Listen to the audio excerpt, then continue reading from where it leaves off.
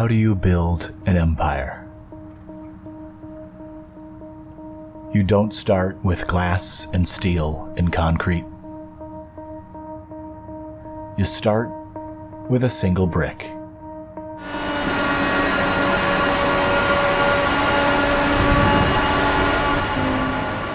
Laid side by side together, they become something much bigger.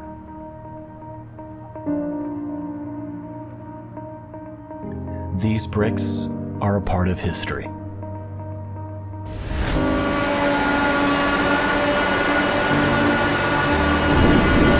The people who set them into the earth were building more than just a racetrack. They were building a legacy.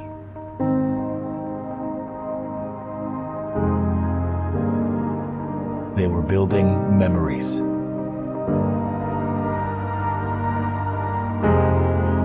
They were building dreams.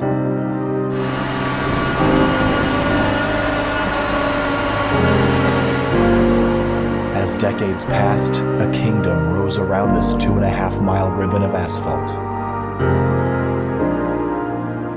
It became an international icon.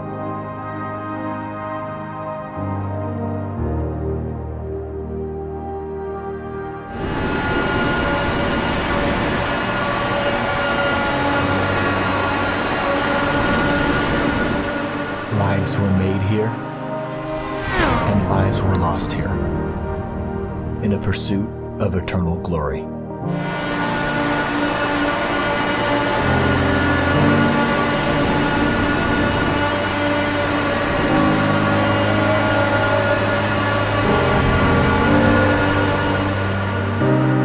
No one has to say why this place is special.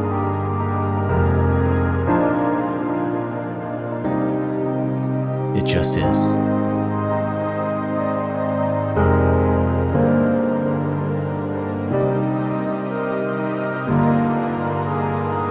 And though over the years the pavement between these walls has been paved time and time again, there is still a stretch of bricks by the finish line to remind us all that great things come from humble beginnings.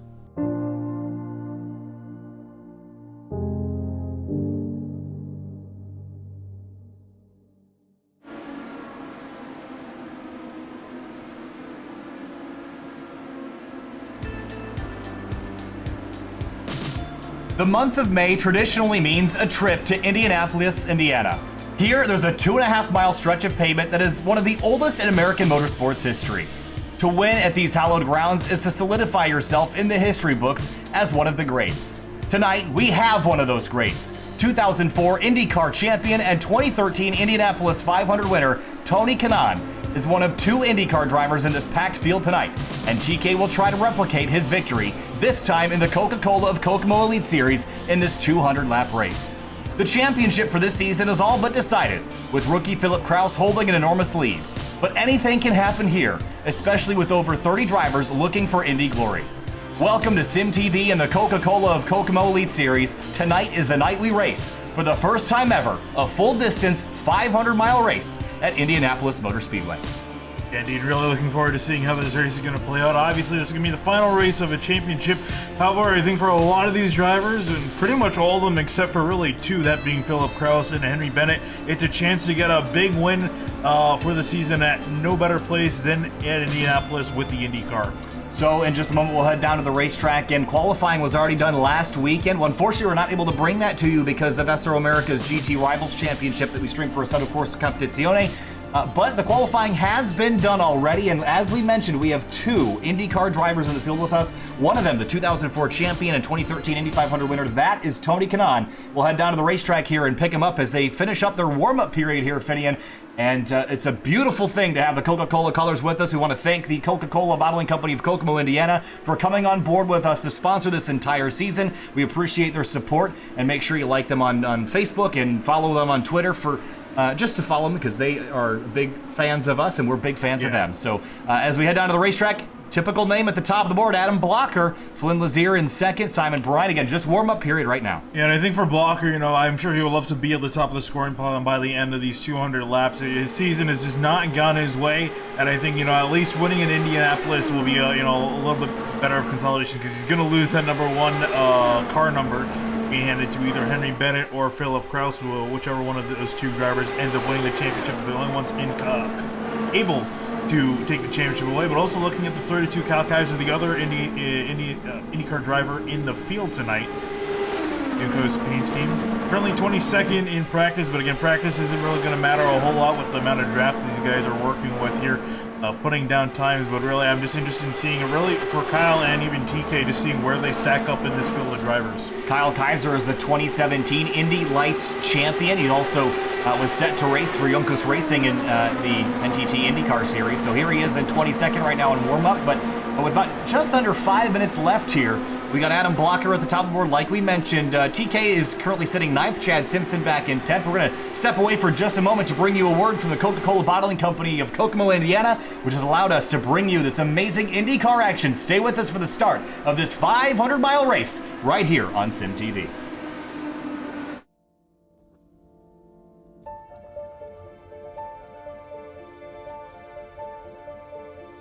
My father's father had two brothers and a sister. His older sister, Hazel, had married a man named Jim Junker, and he was involved in the bottling business early on, as early as 1906 in Indianapolis, and he sold flavors. He would have had grape, cream soda, blood orange, ginger ale. In 1915, he got the franchise for Coca-Cola in Indianapolis. So then we fast forward 20 years later to 1935, Jim Junker approached my grandfather and his two brothers and said the franchises in Kokomo, Logansport, and Peru are available for sale, and you guys want this. Trust me, you want to get in the Coca-Cola business.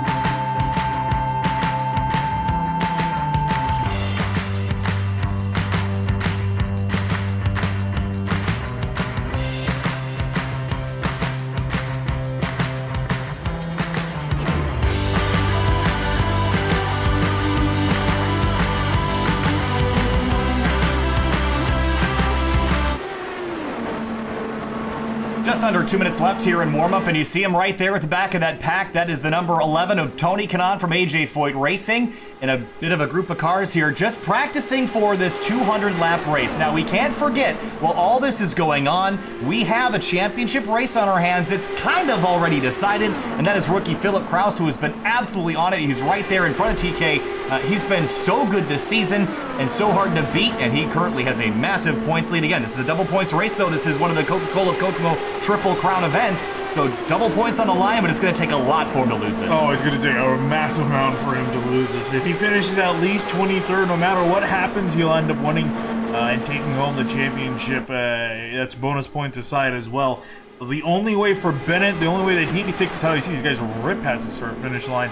The only way Bennett can win the title is if he wins the race, and then also has to hope that Kraus finishes worse than 23rd, 24th, and then obviously the bonus points will come into effect there. But it's do or die really for for Henry Bennett trying to take home this title. So it's going to be very interesting to watch this race, and I'm curious on how Kraus is going to attack this race, really, because again, he's got a leg up on Bennett. You know, is he going to try to go for the win for the race? I mean, obviously it is the 500 is the biggest race for this group of guys, or is he going to take it a little bit easy, trying to make sure he brings home that title?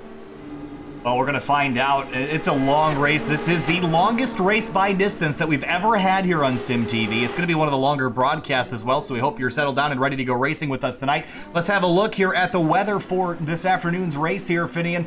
Track surface 113 degrees Fahrenheit. That's not super cool, but it's cooler than we typically see this track. This place gets hot in the daytime.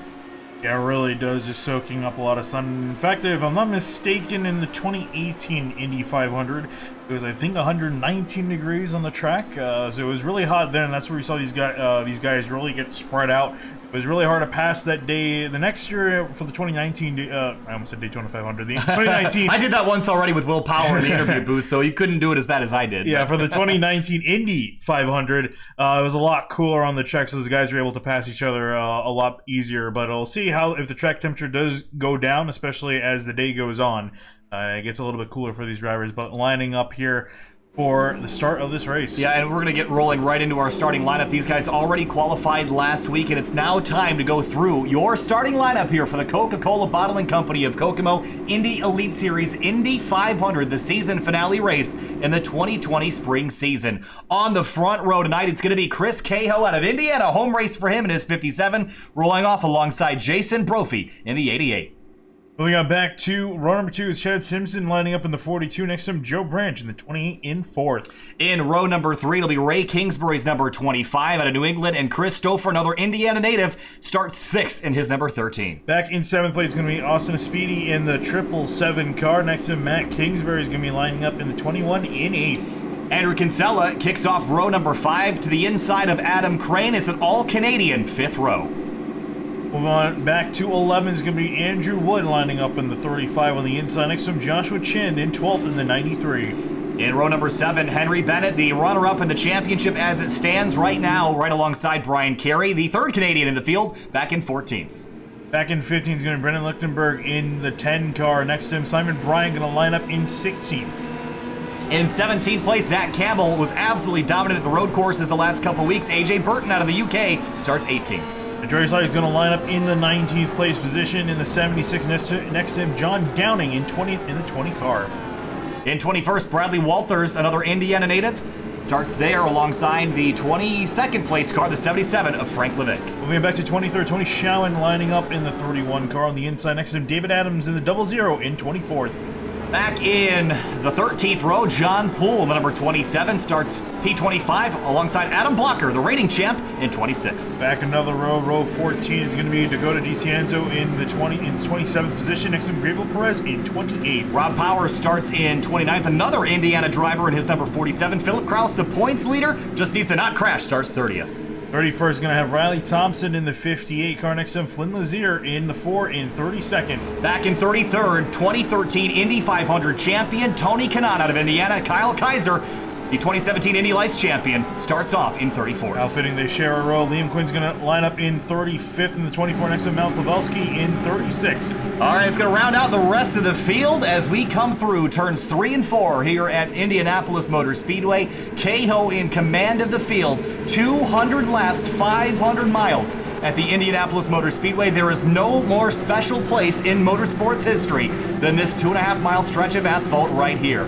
The field lines up behind the 57. The pace car pulls off. The Coca-Cola of Kokomo Indy Elite Series ends its season in 500 miles. Who gets there first to celebrate? Green flag flies and we're racing at Indianapolis.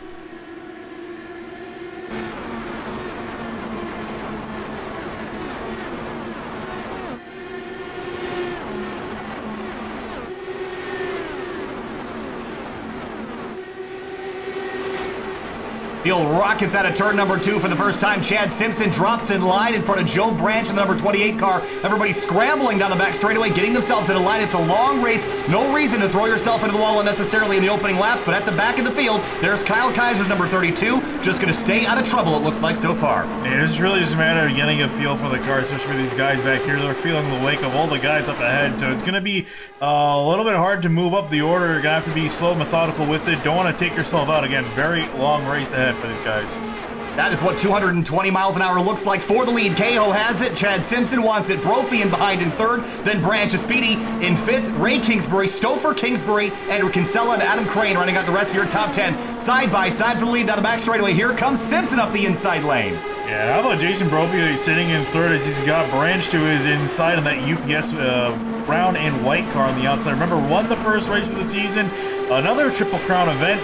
The season opener did a great job there. Had another win this season, looking to make win number 3. And how amazing would that be for the 88? Everybody really getting single filed on through midfield to the back, and you see back there Tony Kanaan is in line as well. He started towards the tail of the field. He's up to 31st. To the inside lane is the 28 car of Joe Branch, underneath the 88 of Jason Brophy, who started off the season with a win at Homestead Miami Speedway, and if he could repeat that and do it all here tonight, he would be certainly standing at the top of a very impressive podium of races this season. Yeah, indeed. And there he goes to the inside of that's Chad Simpson, the 42, in his red and white machine. Spark VR on that car. Here's outside pole sitter Chris Ko gonna fall back into 3rd as Brophy moves his way on into 2nd. Some shuffling going on for 2nd and 3rd. Brophy moves his way forward. Chris Stouffer in the 13 car sideways in the background. Car sliding wildly all over the front straightaway. It's Matt Pavelski in the number 12 car on the front straight. Caution is out for the first time tonight. Yeah, interesting place to crash to on the straightaway. Very rare that you see that. Was there contact here potentially? Here's a look at the front straightaway. Was to the inside. There was a slow car, the 27 of John Pooley gets hip checked there. I think that's Gabriel Perez, and he slams into the wall. Kraus? I think Kraus got some nose damage on his car. This could be huge. Remember, Kraus has to basically not crashed to win the championship right there. There's the damage to the nose of the 19. And look at Kyle Kaiser somehow getting through that, and Liam Quinn stopping very nicely. Here's Kaiser's view as he negotiated his way through this wreck. Oh, that's a wild moment. Oh, man. Picked up some nose damage, but again, that's repairable for these cars. Interesting if we can ride on board with the 19. I'm just curious to see if he hit the wall. Definitely know he got some nose damage on that machine. Yeah, that car has got quite a bit of damage, actually. But you can replace that front wing, or are you more worried about the right-hand side on the floor? I saw him. I wasn't sure if he hit the wall on the right side. He was running on the outside lane. I imagine the car is pretty okay. He's just going to have to come in and get a new wing on the car. Yeah, it looks okay otherwise. We saw Kyle Kaiser somehow squeak on through. Some wing damage to the 32 car as well. We saw him drop back. Well, he really didn't start very far up, so he didn't drop that far. But he started towards the tail of the field, maybe to avoid incidents. And I'm not so sure with the pack racing we're going to see today if there's any safe place on this racetrack. I don't think you're safe in the lead. I don't think you're safe in 32nd. I think you're just going to have to try to get through it like Kyle Kaiser almost did without a scratch. I think for the guys, I think it's definitely going to be a lot worse up in the front. But again, these guys are so fairly close together, at least early on, that it's not going to really matter a whole lot considering how close these guys are to begin with. There's Jason Brophy. He started on the front row in his number 88 UPS sponsor machine, and I think we've seen Brophy be super impressive. I think he outperformed his own expectations coming into the season. I mentioned back at Homestead Miami Speedway, he got into that race and was kind of shocked that he won. And he won it fair and square, and he won a couple other races throughout the season as well, so we know how good Brophy is. Sits atop the leaderboard right now, 5 laps in. Some drivers towards the back of the field going to hit pit lane here. A couple of the Sadie Sim Autosport cars dipping off in the background, and they'll head on in. I would think it's a bit early for tires, for any kind of Firestones here, Finian, but no reason not to come if you're this far deep in the field. Yeah, and I would argue that, really the main thing these guys should be concerned with, considering how many guys are still running on the track. I mean, we're only going to, I think, effectively have one retirement after that first wreck. It's definitely going to be that track position is going to be key, especially if you're one of the guys running, top 10, top 15. I'm going to want to stay in my position. If you're a little bit past that, maybe you want to just come on down, make a trip to pit road just to get a pit stop and get some fresher tires on those cars. We see Tony Kanaan rolling out of pit road as well as everyone else. So TK is going to roll out in 28th spot, right behind Tony Schowen. So one to green, the lights are out atop the Ford Mustang pace cars. We head down the back straightaway here. A couple of close calls for a few drivers here early. For Jason Brophy, so far so good. And this race goes pretty quickly, but quickly is kind of a relative term. This is a long race at this pace. It's 7:25 here on the East Coast. We will end this race at just after 9:30 p.m. This is an over 2-hour long event if we go green from start to finish, which I don't think that's going to happen. I think we're going to get a nice long green flag runs in at some point, but certainly going to get a caution here or there with how close all the racing is. Yeah, honestly, this is one of the best group of IndyCar drivers on iRacing. So I definitely think if anyone could potentially make a green from here to the end of the race, it's this group of guys. They did a phenomenal job, especially at Michigan too, which, you know, I'm gonna maybe get some flack for this, but drives similarly in the fact that it's, you know, it's a speedway and these guys are pack racing, especially at the beginning of the run, and giving those guys inches apart from one another kept it green for quite a while. It's pace car, it's about to tuck in. Yellow flag exchanged for the green. It's held up in the air, waiting for it to drop. It's Jason Brophy at the front of the field. We've seen restarts be a trouble spot for this group back at the Speedways last season. They've kind of cleaned it up this time around. Still a long way to go. 194 laps left. Green flag back in the air here in the Coca-Cola of Kokomo, Indy Elite Series, Indy 500. Single file restarts allow everyone to kind of take a deep breath here for a moment, at least until the field accordions back together. It's going to take it a couple laps to get there, but we're going to see 2 and 3 wide before too long. Back in the field, we talked about Tony Kanaan early. Right on board here down the backstretch. Currently sitting 28th. He's got 27 cars ahead of him.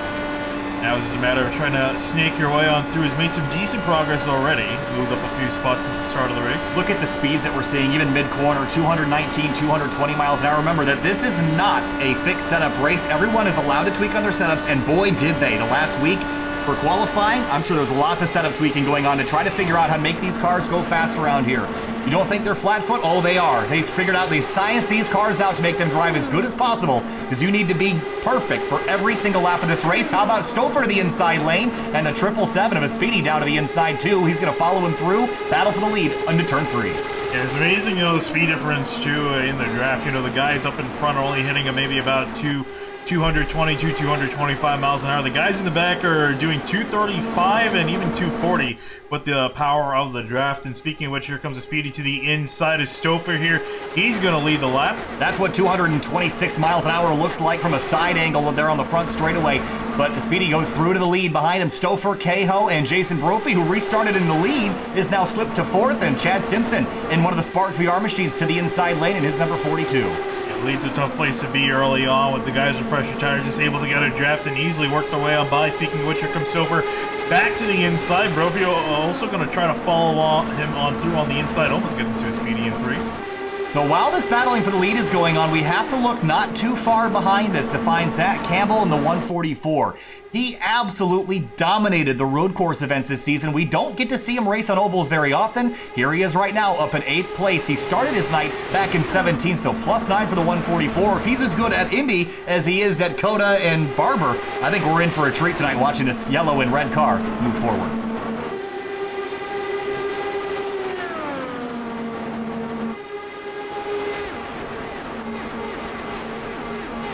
My eye on Henry Bennett, currently sitting in 16th in that 007 car. Again, one of our championship competitors, currently 2nd in the points. He has to win this race if he wants the championship. He's just kind of biding his time midfield. Yeah, the frustrating thing for the 007 is that he was in this position last year as well. The same thing, except we ended the season at Road America. And I think he's a little bit frustrated that he's in the same position twice over. But this time it's not a teammate. So that changes the dynamic a little bit. But again, like you said, he's got to go out there and win this thing and hope for the 19 of Philip Krause to have a really bad night to have any chance. And speaking of Krause too, he already had a scare as we see Speedy and Stouffer side by side. Now Andrew Wood in that 35, haven't really talked about him so far. Sitting behind that 35 machine, and we've seen him be pretty fast on these speedway tracks. Here he's started 11th all the way up into 2nd now as he gets to the inside of Stouffer off of 4. Down the front straightaway, the famous pagoda going to come into view just for a split second as they cross the yard of bricks. There it is. There it's gone.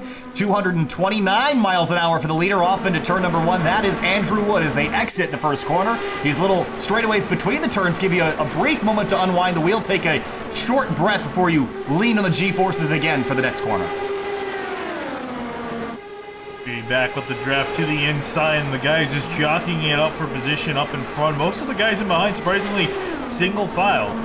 So let's talk about pit strategy here just a little bit, because we saw a handful of cars just shy of half the field pit on that first caution at lap number 5. You can go by yourself around 29 laps here on fuel, so we're almost halfway through a fuel run for these guys. Maybe a little bit longer now that we've had a caution, as we see the lead go back and forth between Wood and Speedy into turn 1. Yeah, we're going to take the lead down into turn 1. But yeah, so we're looking at, around 29 laps by yourself. Obviously, these guys are in the draft, so they're going to be lifting, getting the draft. It's going to play with the fuel mileage a little bit. You can go 31 laps potentially on a tank. You see Kinsella almost get into branch off at turn 2. That got really close. A big check up there for a moment. They've singled it back out again, but there's Matt Kingsbury in the 21.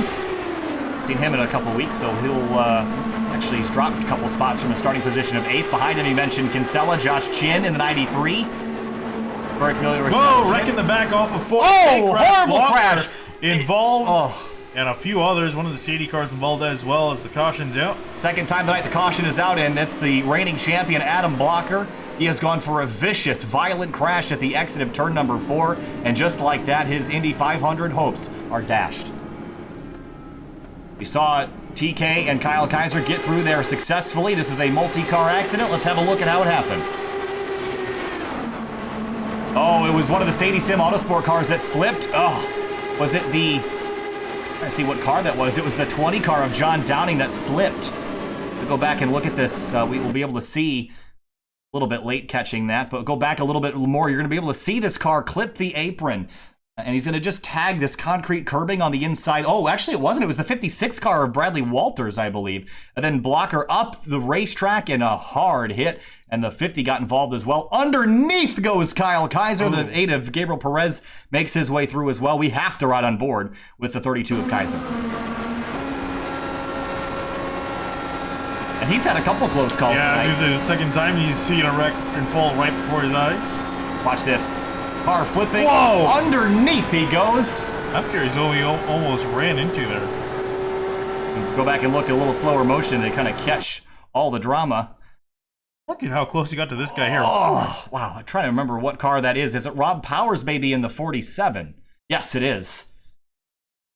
TK got through as well. No, not a scratch on that number 14 AJ Foyt racing car just yet. So caution out for the second time tonight, and the entire field hits pit lane. A couple drivers going to choose and elect to stay out, but 2 cars out so far. Adam Blocker and Pavelski. And notably, Rouse has stayed out. And again, I think this is just to cover his bases. He's going to pick up a bonus point. Gonna have to, I think, stay out another lap to get up a bonus point, and then you might just make a trip down a pit road and go back to the go into the back of the field. Really, all he's trying to do is bury the 007 of Henry Bennett. I mean, there's not really much of a strategical advantage to pulling this move right now. It's not going to win you the race. He's just trying to keep that 007 from getting any opportunity to make that any closer. Also, a driver that's going to stay out, Kyle Kaiser in the number 32, started at the tail of the field, currently runs in the 3rd spot. Looks like, I believe TK did come down. It looks like, looking down the order for him, it's currently scored back in 28th. So he did come down pit lane for the second time tonight. So the top 21 drivers have hit pit lane once. Everybody else has made 2 trips to pit lane.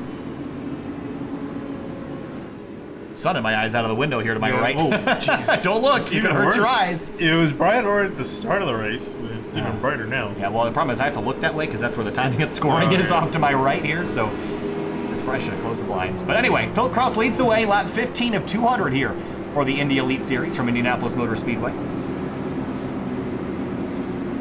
And not a whole lot of shakeup so far in terms of the green flag racing. Everything was pretty orderly there. It was just an innocent slip up for the 56 of Bradley Walters. His night is over and done with. Check out a couple more liveries throughout the field. I know there was a few drivers that reached out pre-race to tell me about their specific paint. But I think some of the drivers that we talked about, Riley Thompson was at one point TDR driver, now is over at Simsa Esports, and kind of the flames on that 58 I like this scheme a lot more. No offense, TDR, his former team, but this car honestly looks fantastic. A machine for Thompson. It's a gorgeous race car, and I think it's also pretty quick with Riley behind the wheel. Just as expected, it looks like we're going to see Philip Kraus hit pit lane up underneath us. So no, I don't think he picked up a lap 11. Because he wasn't able to pass the guys on Yep. pit road last time, so he wasn't able to pick that up, but it will drop to the back of the field. Liam Quinn, however, I believe did not come in this time. We'll Correct. stay out ahead. And Kyle Kaiser, surprisingly, I don't think he knows he has wing damage. Yeah, that right front, I didn't notice that he had that before. That could have been from the 47 of Rob Powers, but that's going to be significant. These cars require every little bit that they can. And the troubling thing is that you really can't tell you have wing damage, especially with the minimum wing, the small wing that they have for the Speedway package. And the road course package, you can tell if you have some wing damage because of the diplanes that are much higher up on the wing, the other elements on the wing. With this, it's a lot harder to tell visually. He'll definitely feel it though when he gets to a corner, so it'll take him a little bit. Hopefully he doesn't get himself in trouble with that. Well, Austin Speedy, we talked about him briefly. He led some laps early, and he is one of the past winners of this race, as is Andrew Kinsella. And these are the only two drivers that have won this race in Indy Elite Series history that are with us tonight. So Liam Quinn is going to lead the field back to the green flag. It'll be lap number 17. We've had 2 cautions slowing the progress here so far. If you're brand new to SimTV, that you've never been here before, make sure you subscribe because we've got lots of other content. We got road racing on a bunch of days. We've got open wheel when Indy Elite Series is with us. We also have a lot of stock car racing if you're into that sort of thing. Make sure you subscribe, hit the bell if you'd like to be notified. We stream almost 7 days a week when we're busy. And make sure you stick around for more tomorrow night and henceforth. Here we go, lap number 17, Quinn in command. And the green flag going to drop again here at Indy. Nice orderly start, everyone staying in line. No reason to push the issue here. I think now that we've had 2 cautions, the field's going to calm down a little bit. We just want to get some laps under our belt now. Kyle Kaiser, though, I think he's going to struggle with that wing damage. We're about to find out how bad it really is. It's definitely going to be pretty bad, even in behind one car, the 24 Liam Quinn. And here comes the Speedy to the inside. Wood also going to follow on through. And here comes Chris Stover with a big run to the inside lane. I think Kaiser might be realizing now that there's something wrong. He dropped from 2nd to 5th in one corner. Yeah, he just let those guys on by. You can see him he can't even stay in behind them on the inside lane. So he's going to have to also let Brophy roll on by as well. So he's just going to, I think, kind of slowly find his way to the back of the pack just to stay out of trouble. Through turns 1 and 2 as Speedy goes back to the lead. Bit of a shakeup at the front. Here comes Andrew Wood back towards the front pack here, as well as Jason Brophy and Chad Simpson in the Spark VR car. If you don't know what Spark VR is, it's basically a virtual reality arcade, and this is such a cool idea. I wish I had thought of it and had the funds to start something like that, but they're located in Connecticut, and they've been a big supporter of SimTV. We want to thank them for all their support, as we were almost looking 3 wide there for 3rd or 4th spot. Now we got it cycled back out. Guys being optimistic about trying to make it 3 wide in turn 3. Backing it up though, Speedy back to the inside, and himself and Stover going to exchange positions again, like they were doing on the previous run. I love this angle off into turn number 1. Shows you how fast these cars approach the camera at well over 220 miles an hour. And Ray Kingsbury creeping into the shot in the number 25. I don't think he's quite had the season that he's looking for, but moving forward moving forward back after an initial drop through the field, currently sits 9th. Campbell with a dive to the inside of Liam Quinn. Gonna exchange for the 5th place spot. Gonna get a little bit tight out of 3. Almost into Wood on the outside, but Campbell on the move. And one of the big concerns, I think, is understeer that you get aerodynamically. We call that aero push here. You get in behind the lead car, you don't have as much downforce on the nose of your car. A lot of these drivers have built-in downforce to the machine to make it drive better, as you see a Speedy hang on and lead by Stouffer in 1. Yeah, that's the big part of the equation too. You know, with the fixed setup, that thing does not handle well in behind traffic, but these guys have been tweaking this car week in, week out, trying to get it to handle well in behind dirty air, because that's where you're going to be able to drive your way to the front and handle well, while also keeping minimum drag too on the straight so you can go fast. Double wide all the way through the field for the most part. Couple cars back there. See Philip Kraus side by side with the 8 of Gabriel Perez. They've cycled back to single file. Looking in the background for TK, there he is, still riding in line, just biding his time. We've seen him be extraordinarily patient in the Speed 51 IndyCar series, as well as in all the other IndyCar iRacing stuff he's done. I like how he drives. He's very patient, not pushing the issue. We're only 10% of the way done with this race. There's no need to be risky right now, and that's what he's doing. We've seen Kyle Kaiser. Remember, he started in 2nd, or restarted in 2nd, rather. He's back to 16th and continues to drop. Yeah, here comes Adam Crane and also Henry Bennett, too, the 007, trying to work past the inside. Looking at Liam Quinn and Chris Ko. Ko's been slowly drifting back after starting up on pole. Way outside of the Oh, that's groove. way out in the gray that's- stuff there. That's no bueno. You need to be in the black stuff where the rubber is laid down to have the grip as the side-by-side battle for the lead continues. Popping out of line is Andrew Wood off into turn 1.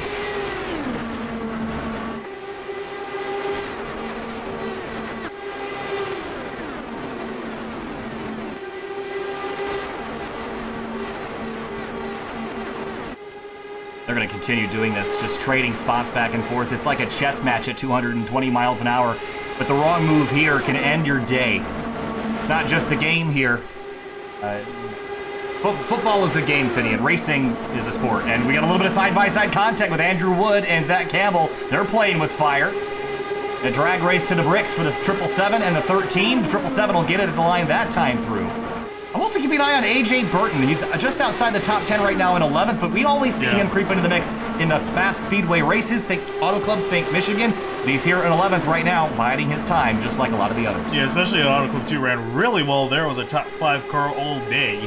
Now also still creeping up, trying to get his way inside the top 10 to join the rest of these guys up at the front.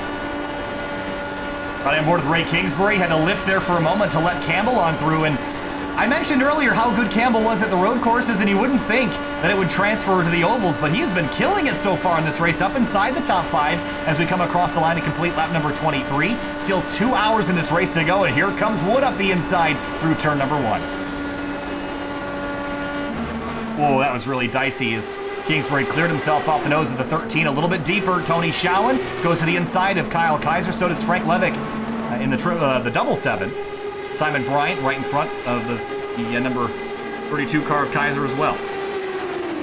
And just to clear up any confusion, I believe the Kyle Kaiser machine is the 32 on the timing and scoring, but the number 11 on the race car. You see real tight there with Riley Thompson pushing up out of turn 3. And he's still struggling with it. He's got David Adams in behind in the double 0. He's just kind of waiting for his turn to go on by, and Kaiser all the way back from second at 26.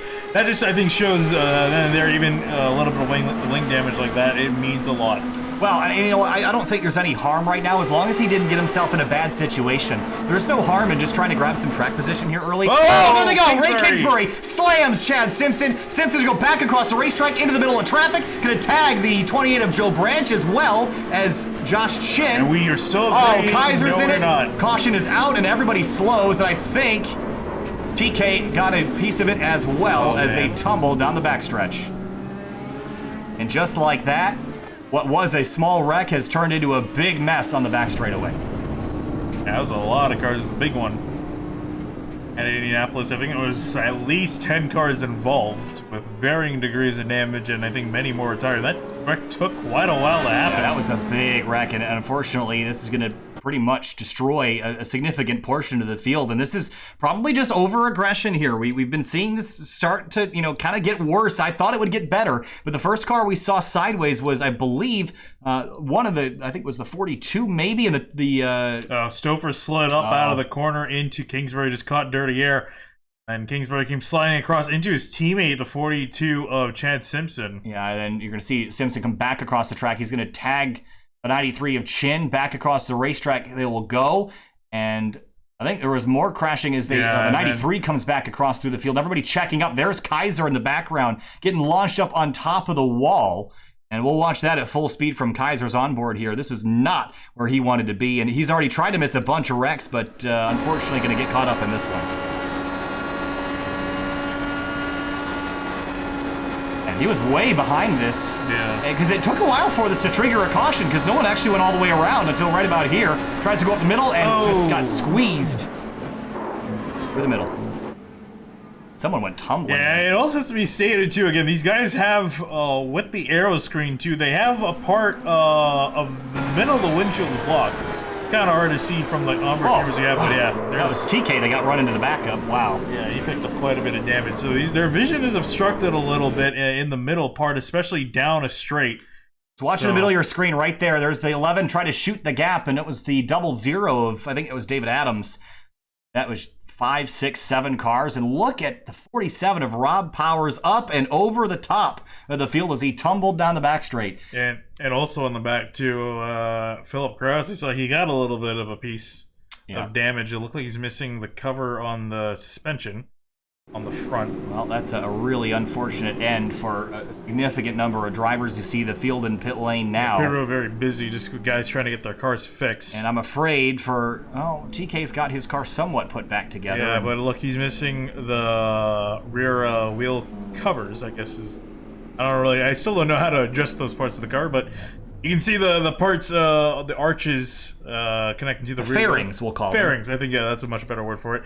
TK missing them on either side of the car, so he's going to still feel a lot of damage, and even you can see the left side pod damage as well, so I'm not sure if he's going to get back out on the track. We'll see. That car's going to definitely I'm hoping he does, just for the sake of salvaging something out of this night. But again, we want to thank Tony Kanaan and Kyle Kaiser for jumping on board. And it's so cool of them to really participate in this private league event. I mean, there was no reason why they had to do this. They're not being told by sponsors to be here. There's really no reason other than just wanting to have some fun. So if it's not fun for them, I'm okay with them bailing now. I mean, there's really no reason to keep them around. I did want to talk to both of them. So if we can get them in here in the same TV booth, we'd like to have a chat with the 2013 Indy 500 winner and 2017 Indy Lights champion, Tony Kanaan and Kyle Kaiser, respectively. But we'll see if we can get a hold of them. Otherwise, the field's going to head down to pit lane, or at least some of them will. Philip Kraus and Ray Kingsbury, who was one of the drivers that got hit at the start of that. A lot of damage to the 25, and he'll try to repair what he can. Oh, Kanaan's actually still rolling back on the track, so he's going to continue.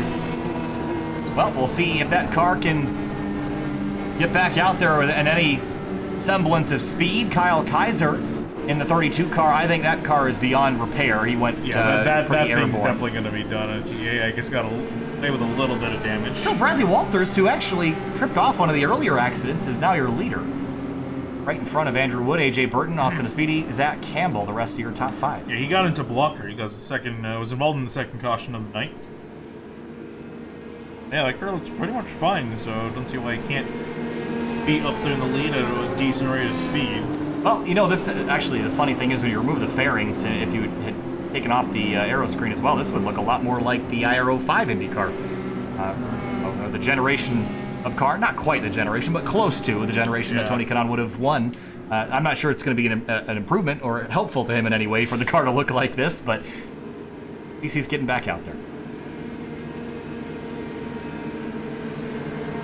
So on the back straightaway, we are just shy of 30 laps into this 200-lap Indy 500 presented by the Coca-Cola Bottling Company of Kokomo, Indiana. We want to thank, of course, them as well as Spark VR for being season-long sponsors of the Indy Elite Series.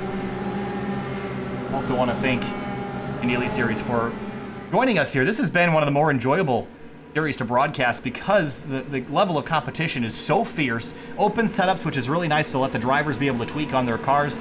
Season finale, tensions are high. There's a lot of cars out here, so understandably messy at the beginning here, but hopefully we can get in about 170 laps of clean and green racing from here. So pace car is going to peel off. We're going to get back underway at lap number 29. Walters is in the lead. Wood, Burton, Speedy, Campbell, Cahill, Brophy, Kinsella, Lazier, and Quinn for top 10. Green flag back in the air here at the Brickyard.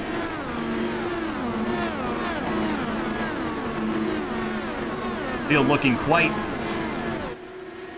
parched out there. Trimmed down, another way to say it. We got 26 guys still rolling out on the track. Well, the bad news, and this is actually really bad news for the 007. Oh, Philip Kraus, the 19, is off the racetrack now. The points picture, though, I don't think he can fall back any farther than he is, really. No. So he's probably still got the championship locked up, even if the 007 goes out and wins. Yeah, really, even just by Kraus starting this race, he was able to pick up points. The minimum amount of points you can get for starting this race is 10. For even with those points, Bennett has to win the race to get the championship. If he finishes in second, Kraus is still going to take it home. So there's still a lot up at stake. Bennett still has to get the job done. That's just kind of one facet of the battle, decided at least for now. But looking back up at AJ Burton, this is a car we talked about it. Yeah, we expected him to be at the front at some point in the night. Here he is leading. Not for long. There comes a Speedy up to the inside. And also Zach Campbell with a massive run into turn 3. Going to take a look to the inside lane. He'll go through to second. as we work through turns 3 and 4. And we've seen a lot of the same players up at the front. One driver we haven't talked about a whole lot yet tonight in the second pack is Brendan Lichtenberg in the number 10. Typically, this car and this team runs a lot better at the shorter ovals. We'll see if he can be a player in the 500 tonight. The 88 of Jason Brophy in the middle of your screen now working his way back up inside the top 5 if he can just get clear of the 56 of Bradley Walters, who restarted up at the front.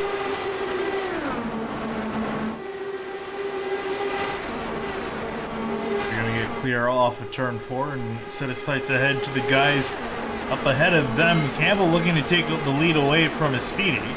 Bright yellow car on the outside, now in behind. Riding on board, just watch the speed climb as we exit the corner. 224, 225 maybe. He's out of the draft now. We'll jump behind someone in the draft, Andrew Wood. 232 we saw for a moment before he backs it off to get back in line for turn number 1. As Speedy's going to leave the inside lane for Campbell, and Campbell goes through to the lead.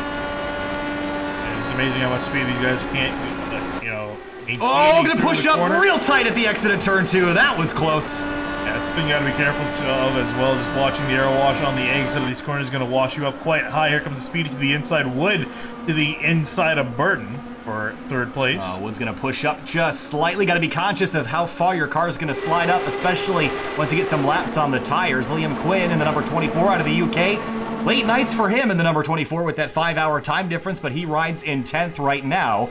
At the back of that shot, you see a couple groups of cars that are hanging out towards the rear. Tony Kanaan looks like he's pulled his car off the racetrack. Yeah, everyone back from 21st on back is in their own little pack. Everyone else is able to stay up the top 20 with the rest of the leaders. And again, I would watch this battle up at the front all night long, but it's going to just do this every single lap. It gets not boring, but you kind of expect it. Well, how about 13 lead changes in 33 laps so far? Yeah, that's only at the line. So if you go by actual conditions on the track entirely, it'll be almost double that. Campbell go back to the inside of Speedy at the line. Love this view. I love watching how fast these Dallara IR18s are in race trim at the Indianapolis Motor Speedway.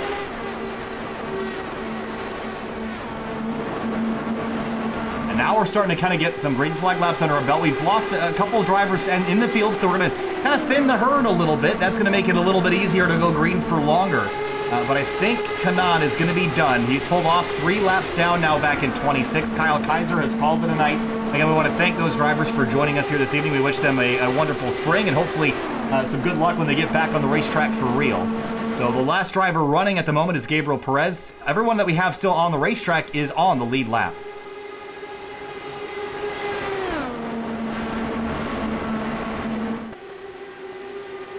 Kind of looking through to see if there's anyone really haven't mentioned so far in this race. I know a driver. How about Andreas Eichen, the 76? He's been a player.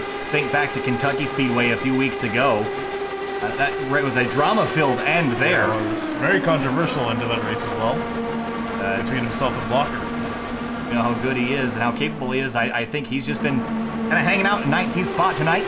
To move forward as the race moves on. Back up at the front, though. Line astern, 1, 2, 3, 4, 5, 6. Andrew Wood says no thank you. He's going to try to go for the lead at the stripe, and he will lead that lap.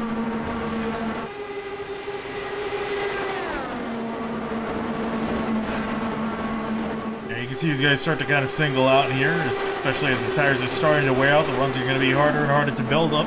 So now it becomes a long race game. We had the little sprint races between the cautions. We had a couple wrecks here and there, but now this becomes the endurance race, the 500-mile event it used to be. Now, we're not necessarily, well, not at all worried about car longevity like we used to about 100 years ago. Tonight, we're worried about driver longevity, keeping your head in the game. Now that we got the field thinned out a little bit, you cannot afford to lapse your memory for even a second. You're still going 230 miles an hour. Yeah, I mean, just looking at the amount of laps we have left, we haven't even completed 100 miles. So you've still got over 400 left in this event, so you got to keep your focus up for quite a bit. You can't lapse it for a single second. You might think that it's pretty easy to move your way around here, and it is by yourself. But when you're in the draft and feeling the arrow wash from a lot of these other guys on the track as well, you got to account for, getting off the gas at certain points, getting on throttle at certain points, otherwise you'll find yourself in the wall. Well, I think the big thing to consider is that we're going a lot faster now. Because we've got less cars on the racetrack, it's a lot easier to stay full throttle because you're not having that accordion effect of drafting up together and slowing down. Everyone's in a much more single file line that brings the speeds up. It means your reaction times have to be quicker to do the same work you did 15 or 20 laps ago. Andrew Wood jumps back to the lead. We've seen him be kind of a powerhouse today so far. Henry Bennett right now came into the night second place in the championship. And I believe that Philip Kraus needed at least P17 to clinch this race. Yeah, P23 to clinch it. P23 to clinch it, thank you. But again, still he has to win the race to take the title home. So half the battle is done with Kraus being out. He can't, earn any more points to clinch it himself. So now it's up to he's kind of, for Kraus, he's just watching the sidelines hoping this 007 doesn't end up in victory lane.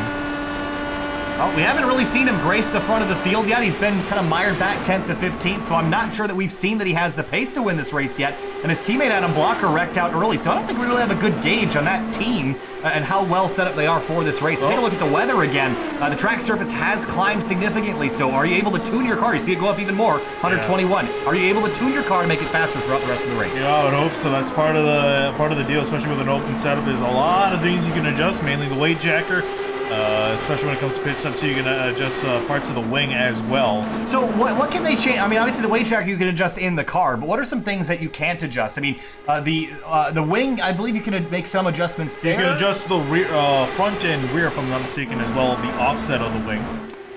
So adjusting the handling of the car. You can't change the wing angle. That's pretty much set in stone for these guys. You can adjust the brake bias. That's not really going to do you a whole lot around here. So I wanted to take a note of this front wicker here on this front wing. This is Austin Speedy. The second place will make that first place car as we head into turn 3. Take a look at the front wing, that carbon fiber bit that you see there. I'm wondering if we jump deeper in the field, if some cars will be set up differently. How about Henry Bennett? Very different. Yeah, and he's got the main plate extension. That's the part on the left. It's not the same thing as the wicker. It serves a similar function, adds more grip, more downforce to the front of these guys in a different way. So a lot of different adjustments and different setup options that these guys have on their cars to get themselves handling a little bit better and just trying to navigate through this dirty air.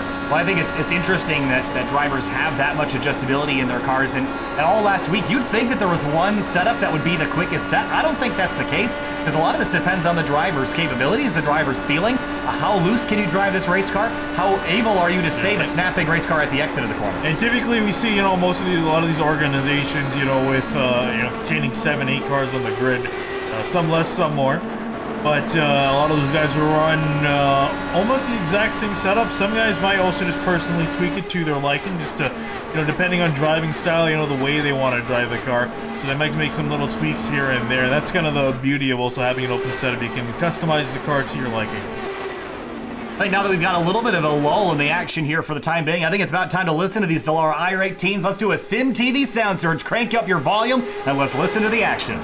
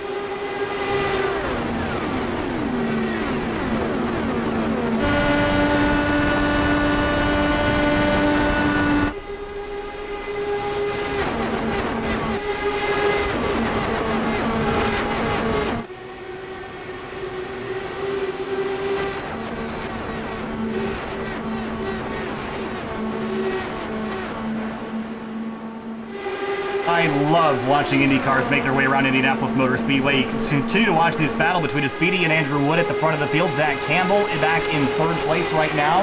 We are 45 laps into this 200-lap event tonight, the season finale for the Coca-Cola of Kokomo Elite Series Indy 500. Brought to you by Coca-Cola Local Refresh as we exit turn number 4 to come back across the start-finish line. Still 25, make it 23 cars strong. Riley Thompson, the last of those drivers right now as we head down into turn number 1. Everyone getting their way into line now. We mentioned kind of getting into a groove here, but let's take a look. On the last time since we've seen Andrew Wood on pit lane has been 19 laps. You can go another 10 to 12. But for Andrew Wood, who's been leading most of this race, it could be as low as a 29-lap run before he needs to hit pit lane. So we're just shy of, I think, 10 laps until we'll see green flag pit stops. Yeah, guys like Bird and guys like Kinsella, they've been able to save a little bit more, you know, getting off the gas, getting on the throttle. They also have the draft to work out with, and that's where you can save, you know, another lap or two, depending on how aggressive you are on the gas. So, you know, there's a lot to play around with, especially with fuel mileage here. And that's really one of those things, you know, unless you're crunching the numbers in your head while you're blasting through the straightaways here at over 220 miles an hour. You know, you're potentially setting yourself up for a really long green flag run and maybe trying to, you know, math it out to align yourself to make it to the end of the race here with the least amount of stops. So what's the strategy here? I mean, if you're riding in 10th place, let's say you're a Christopher right now, how do you win this race? I mean, do you think that there's drivers in this field that are capable of running up front that are just biding their time hanging out?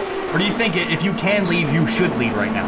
I think, you know, really, again, depending on how these guys come out of pit road, you know, they could bunch back up together again. We could see these guys separate. That's typically when you start to see these guys really start to separate out and run amongst yourselves. I think really it depends on how you have this car set up. You know, I was talking about having this car set up to run in the draft in behind other cars.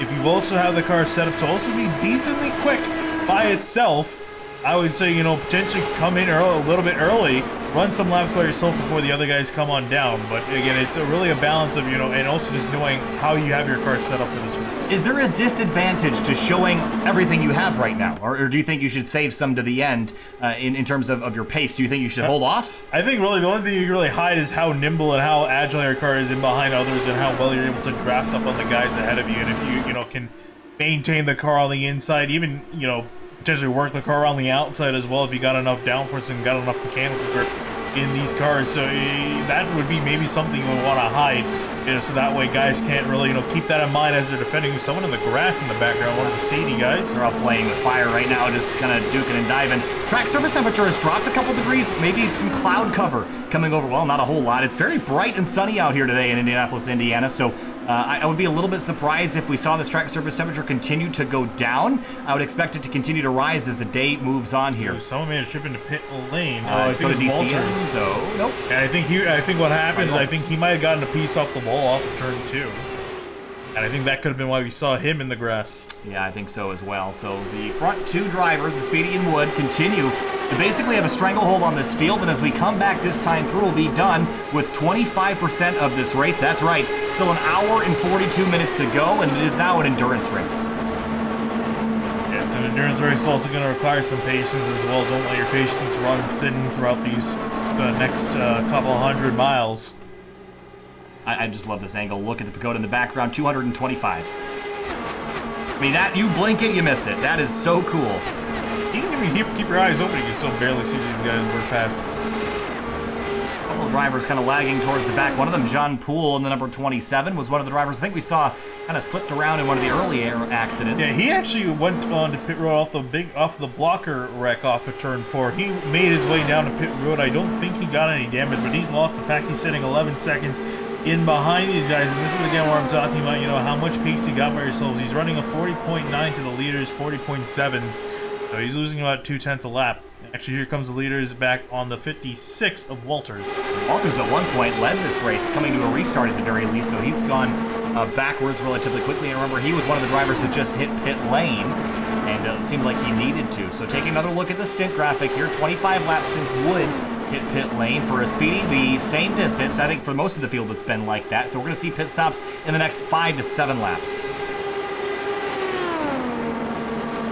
Knows about to open up these guys for the first time on down. I haven't seen a whole lot of exchanges for positions really since we got single file. I think these guys down a decent place to be in line. And really, again, for these positions, considering these guys are within 2 seconds of the lead, you know, those positions don't matter a whole lot. You really just get it now. It's about just getting yourself focused, coming on down to pit road, and making sure you don't speed, because that's going to cost you a lot and could cost you the race. So you're wondering now at home, these guys are all spread out. I mean, why is this exciting? Well, it is in a very different way. It's not exciting because you're on the edge of your seat. It's exciting because we still have 147 laps to go next time by. There is so much racing left and a lot of strategy left to play as well. We've seen fuel mileage be an issue in the Indy 500 in the past. We've seen crashes take out leaders coming to the checkers, passing lap cars. You never know what could happen. And for Speedy and Wood, I don't think it's a guaranteed anything right now. Still, it's too long to go. Yeah, really, that's kind of the great thing about these extremely long races. I say extremely long. This is what guys do on a normal basis, doing 300, 400, 500 miles normally.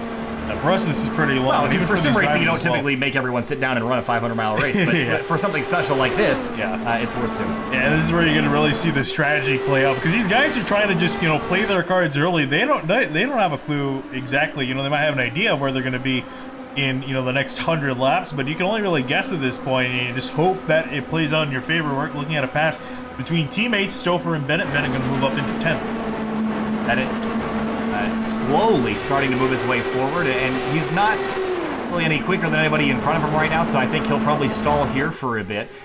But now that we got everybody singled out, again, we talked about the strategy being kind of the big deal tonight, but also raw pace. I mean, I think you're seeing now the drivers that are kind of dropping out of the group. Chris Stouffer, now the last time I was a 41.4. That's 0.6 of a second slower than the leader of Speedy last time through. So you're starting to see the long run pace on a majority of this field, and now I guess right when you're running by yourself, you get a really good idea of how your car handles on your own. That's fine and dandy, but I don't think that's how this race is going to finish. So you better get your car set up for a pack. And also too, I think Speedy's found a little bit of a friend. He's playing, I term this lead. Ooh, as we see Andrew Wood down to pit row, one of the first scheduled stops of the night. Crash cars there in the pit lane area. He's going to make his way on down. Very early stop. No one else going to come this time through, the lead lap drivers. The other thing I think is important to note is, if you think about the Dallara IR18, when it was introduced in the 2018 season, that 500 was not bumper to bumper, I guess, for lack of a better term, wing to wing for the entire duration of the 500-mile race. We saw these cars spread out, so if anything, this is a really accurate depiction of what the Indy 500 would look like. Now, that being said, we obviously want things to be a little bit closer. I'm sure they'll accordion back together, as they always do, as some of our leaders hit pit lane. As Speedy, one of them, Liam Quinn, has also come down. Yeah, that's the kind of the hope as we get late in this race, and potentially the track time gonna dive down a little bit to the point where you can get these guys more side by side. A little bit of smoke down in turn one. Not sure what was the cause of that. Might have just been internet issues for one driver or another. 120-degree track surface temp continues to be pretty toasty out there. Hot enough to cook an egg on it right now. 57 laps into our 200-lap race. And AJ Burton quietly hanging out inside the top 5, and I am going to pick him as my winner of this race. I think he's too good on these fast speedways to just sit in second or third all night. Yeah, again, it's kind of got a lot of guys biting themselves out, not completely showing their full cards, just kind of running along with the rest of the field. No reason to be up in the lead, because it doesn't matter where you are now, it matters where you're at 150 laps. Guys just kind of sitting in foul. Definitely a guy we've seen be up in the front. Remember, we were talking about it earlier in the race. Had Auto Club, great performance for him. Didn't win that race, but ran really well. And even at Michigan, too, this season also ran pretty solidly. So another thing we haven't talked about yet in terms of the strategy is tires. I mean, the Firestones in these cars are generally fairly reliable, but if you take a look at the lap times for Zach Campbell, who is your current leader, his last lap was basically 2 seconds slower, I guess 1 second slower, than his best time of a 39.9. He's going to come hit pit lane. That is relatively significant around here. A second is a pretty large amount of time. So I think one of the things you have to be conscious of is your tire wear and how much you're burning off the right front and right rear tire on these cars. Yeah, and it also gets significantly worse once you're back in traffic. In the wake of some guys, you're gonna make those tires work harder to get through the corner. Yeah, because you're losing a lot of the downforce that you're using to get these cars cornered normally. And then again, that's where the setup comes into play. How these guys have the car set up to put less abuse on these tires to get around. There's a driver we haven't really spoken much about tonight, one of the Spark VR teammates, Frank Levick IV. I am a little bit surprised because in the past we've seen the Spark VR team work extraordinarily close together. Remember back to Michigan, they all crossed the line 1, 2, 3, 4 there. Are we a little bit surprised that they've kind of elected to go every man for themselves tonight? Well, they kind of have to, especially considering that one wreck on the back straightaway took out, I think, at least three other cars with Simpson, Kingsbury, and Philip Kraus. So they've lost essentially half the team in that one wreck alone, and I think especially with the way they're running, with the way they restarted too, they're pretty separated.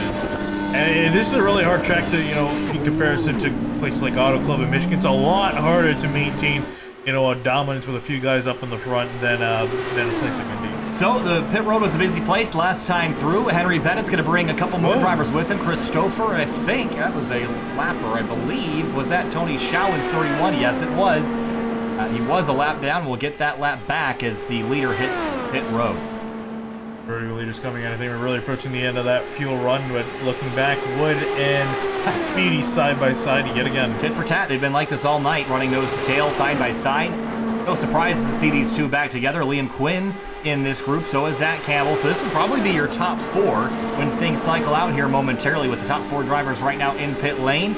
They are leaving. Henry Bennett is out, but he's going to get blown on by as the rest of the field, you see him in the background there, enter turn one at 230 miles an hour. Yeah, here's the thing though, this is where we're talking about strategy. So they got to have some fresher tires, so they got a little bit more pace in them towards the later part of the run than the guys that came in early. So not going to be much, but again, as you start to pit and offset each other by more and more laps, you're going to see these guys, again, with the way they're playing their cards, it's going to really, affect the way these guys are running in the order that they're running in. Oh, Campbell and Quinn almost touched there in the middle of three. They might have even scraped just slightly. We're going to fall back in behind Campbell for fourth place, but we're looking currently at, I believe that's a 6-car breakaway at the front. Burton working to the inside, getting a tow from Wood up ahead, who's side by side with our leader. Into turn one goes A.J. Burton. Oh, big understeer there, and Liam Quinn has to lift. Andrew Kinsella behind also has to lift, and they're losing some ground out of those front three as they run nose to tail at the exit at turn two. Left a little mini 3-car breakaway up at the front of Speedy. Wood side by side. Campbell sitting back in third is going to follow one of them on through. Are these guys sick of each other yet? They've been running like this for the entire race. If they're not going to be sick of each other now, they're definitely going to be sick of each other in 100 laps time. Watch the speeds climb again. He's going to take a run to the inside lane, just not quite eclipsing. There it is, 230 miles an hour for just a brief moment. Sliding in front of the 777, you can see the exhaust fumes distorting the image of the 777 behind him. A little bit high of an entry for the 777. I'm speeding, but these guys got fresh tires, able to make the corner fine. Back to the inside yet again. I'm curious if Campbell one of these times is going to make it 3 wide. Again, it is pretty early doing that, but you never know. I think it'd be too early to try it, but Campbell's generally a pretty safe driver. I'm not sure that he'll do that. We could see A.J. Burton give that a go here, but they've started to kind of get themselves back in line. Chris Cahoe in the 57. Remember, he was our pole sitter tonight. We haven't really talked about him since the drop of the green flag. He fell out of the conversation fairly early on. It's kind of still running in the top 10, but a little bit quieter from the 57 machine, but trying to work his way back up to the top now with some fresh rubber. Tuck in line behind the 24 of Liam Quinn. And this kind of leading group, we got 9 cars. Last one in this pack being Jason Brophy, then it's Bradley Walters and everyone else in behind. A sizable group entering turn number 3 right now. That's basically, I think, 11th on back with Henry Bennett leading this. Then it's Chris Stouffer, Adam Crane, Frank Levick, Brian Carey, the rest of your top 15. If you're right on board with Stouffer, I'm curious if we're going to see a little bit of strategy with teammates, and you can see. So what they're doing here, this is what I was going to say earlier. There's no official term for this as far as I'm aware, but essentially it's called leapfrogging. Guy in the back tries to draft his way past the guy in the front, and they just constantly switch in each straightaway. I think that is the official term. Is it? I haven't heard it being used in an official broadcast, so I don't know if that's like the technical term for it. I call it that, and some other people I don't know. I think that's just what they call it. I'm not sure that there's an official term. We'll roll with it, though. I like that term. Whoa, out of line is the 14 of Kinsella, and he'll tuck back in front of Cahoe and Flynn Lazier. Driver that we haven't really talked a whole lot about tonight. And Lazier was mentioned the other night in the Hoosier SCCA Esports Super Tour. Has some real-world racing experience in that the SCCA and moves up into 7th. We haven't talked about him with one of the Spark VR drivers. Started 32nd tonight towards the tail of the grid, up inside the top 10 as we make our way towards halfway in the next 30 or so laps. in behind Kinsella. Blue lights flashing as these guys are at the top of the gear. And that's another interesting thing about, if you come from the NASCAR world, shifting at an oval is pretty foreign. But here, these engines rev so high and the torque is right up at the tippy top of the rev range, you need to kind of wring these things all the way out. It really is ideal, especially 2-gear. You could just say, just keep the thing in 6th gear, but you might, with the way these cars are set up, you can afford to use those 2 gears and kind of switch back between them, depending on what part you're in the run. If you're entering a quarter, like we've seen a lot of these guys will throw it back down into 5th and back up into 6th when they get onto the straightaway. The two very distinct groups. That second group is very orderly, just with those front two, Stouffer and Bennett, kind of trading spots back and forth as we expected. And even though they have been orderly, they haven't quite made up a whole lot of time. For Campbell, last time through was a 40.8. For Henry Bennett, leading that second group was a 40.8, a little bit slower, 40.8. So they're trying to make their way back up. Haven't made a whole lot of progress at the moment. Here comes Burton to the inside. His first taste of the lead in a while. He'll go to the point in front of Zach Campbell. This is kind of part of the problem with the second group. These guys are also very orderly. And so they're also doing a little bit of leapfrogging by themselves. I think they know they can, take those other guys out of contention and just focus the lead of this race amongst a lot fewer cars. There's a higher chance for them to get the win. So you see them just kind of working together at the moment. Henry Bennett and Stouffer also working together, but they're not making any ground. They were a hair slower than the leaders last time through, a 40.8 to the leaders 40.7. I'm not sure how they're going to make that time up other than getting a caution flag, which we know we'll probably get at least another one at some point towards the end of the race, maybe even towards the halfway point.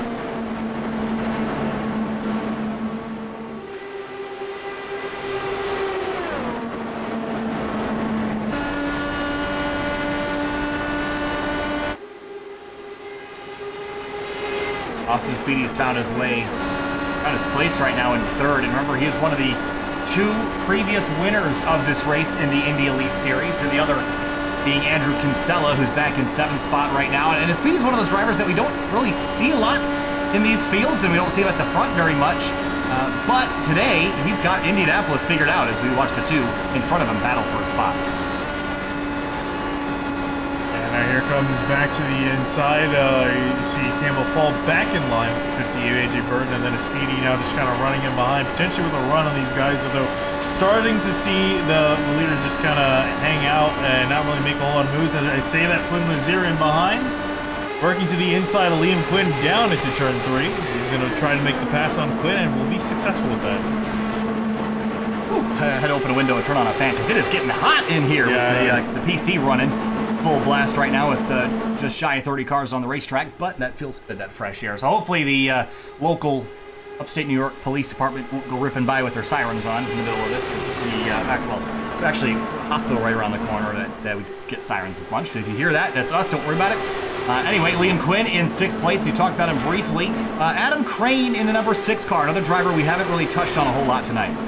And he's been kind of one of those guys just kind of hanging out, feeling the race, letting it come to them, and just not making a whole lot of noise. Kind of caught in that second pack, and again, they haven't really lost a whole lot of time, but they haven't also gained a lot of time either. So they're maintaining in the upper 5-second mark as far as the distance behind the leading group. So they're gonna, again, I think at this point, but the way they've been running, they either need new cars up in the front of this pack, switching out Stouffer and Bennett, or they need a caution to come out, which I think is the better option for them. Here's Tony Showens, number 31. And Showen, a name that I would have expected to be at the front of this field. So what's going on for the 31? I think he, either just got caught out on strategy, came out at an inopportune time. But I think, just being caught up in this second pack, I don't think he's been, once you're caught up in this pack like this and you don't make your way past when the tires are fresh, you're kind of stuck here for the remainder of the run. You can't really do a whole lot. So I think he's just kind of biding his time in 18th, just hoping something occurs that can help him improve his position.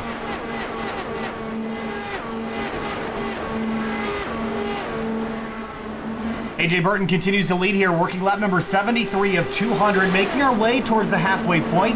We had a trio of cautions early in the race that took out some of our big names. Those included Tony Kanaan, Ray Kingsbury, Philip Kraus, Kyle Kaiser, Chad Simpson, Matt Kingsbury, Adam Blocker. Those really being the drivers that really could have and probably should have had a chance to win this race tonight. And of course, we want to thank Tony Kanaan and Kyle Kaiser for giving up their time for a little bit of fun tonight. And obviously it wasn't a whole lot of fun to drive around with a damaged race car. So they have hopefully gone out to enjoy the beautiful weather here in this early spring May day.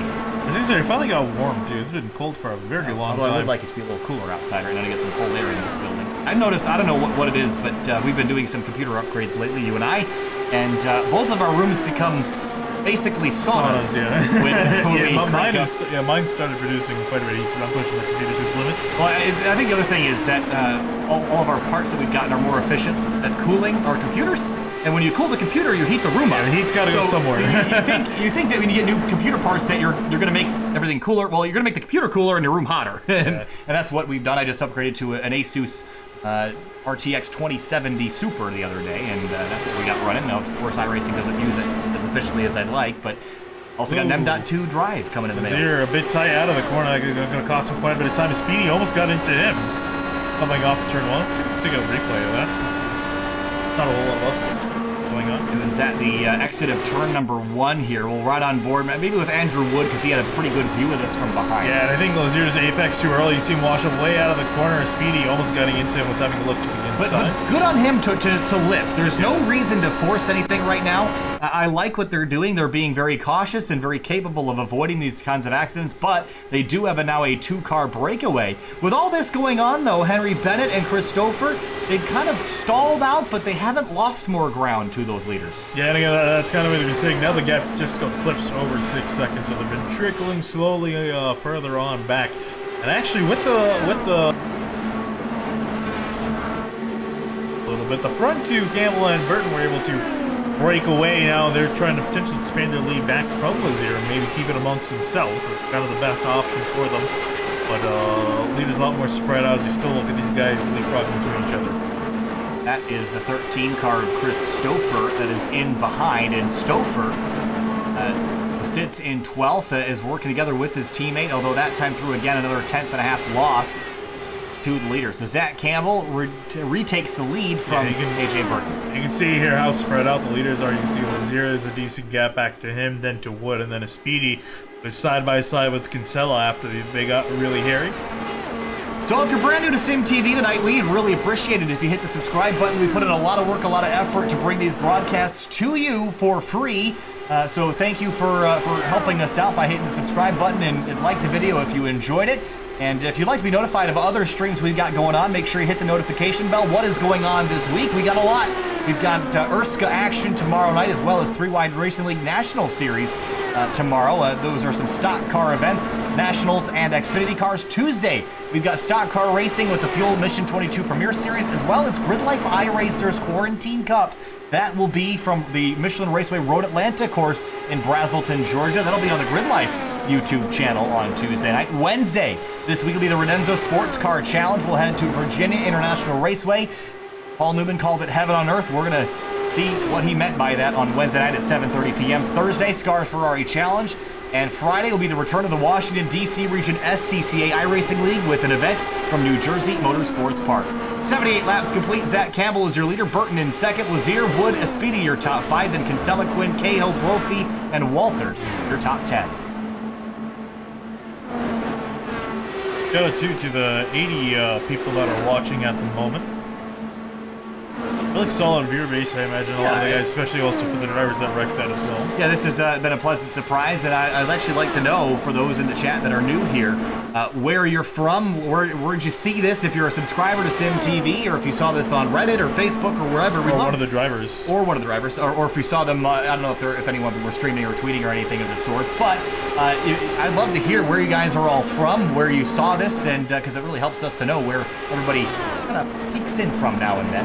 YouTube tells us from many places, but you never really know where, so appreciate that. 20 laps till halfway next time through, and it's kind of quieted down a little bit. Here's Bennett and Levick now. This is Levick splitting. Oh, where's Stouffer? Stouffer is up the road, so it looks like... oh, they had a little bit of something going on. Yep. Got disconnected. As is natural, we're starting to kind of work our way towards the later part of this run again, so I think the understeer kind of becoming an issue. You see Adam Crane right in front of Levick. You see the arrow push. The 77 can't overcome it with the tires anymore. You're just kind of... this is fairly helpless, you know.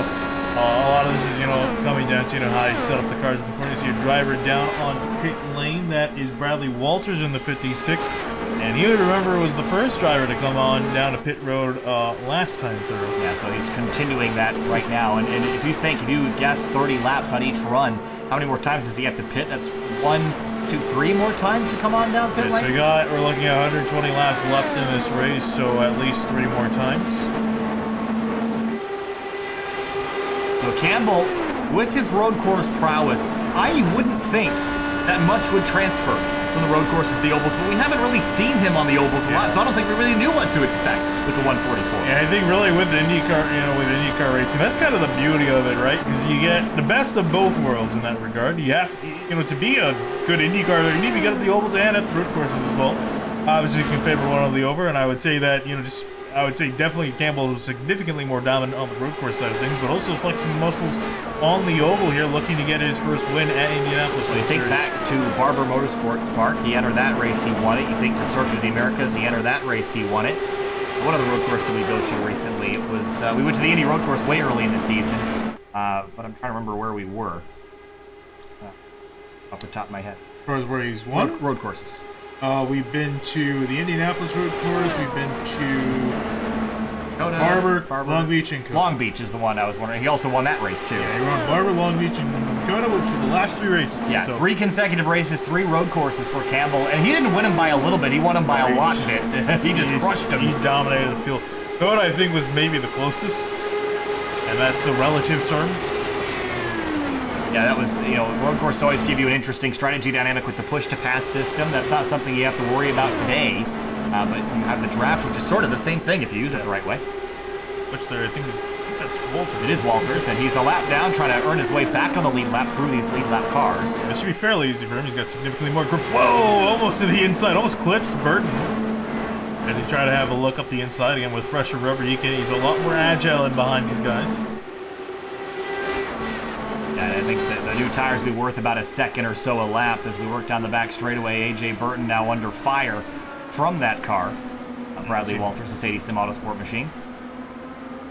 Behind him, Andrew Wood and Austin Speedy. They were trading spots for 4th and 5th. They tucked back in line. Bit of a bobble there for the 777. Speedy really suffered from being in behind Lazier, and that little incident with Lazier entering the corner too much had to back it off an entry. These guys still haven't caught all the way back up to Burton and Campbell, who have pulled away. 15 laps to halfway this time through, and for the race leader, that was really tight to the wall at the exit of turns 1 and 2. About 3 laps until we'll expect him to hit pit lane in his number 144. Been out there for 26 laps, about 29 on a single tank of fuel if you're by yourself, and he hasn't really been drafting a whole lot, so I can't imagine he's saved much, if any, fuel. Yeah, I really expect Campbell and Burton to be the first ones in this group to make their way on down. This is very quickly turning into a strategy race, because if you can go an extra lap here, an extra lap there, save a bit of fuel here, save a bit of fuel there, it's going to matter by the end of this thing. Andrew Wood hits pit lane on lap number 85. See a couple damaged IR-18 sitting in pit lane. And the 27, John Poole, we haven't talked about him a whole lot today, but he will come out in from 19th spot.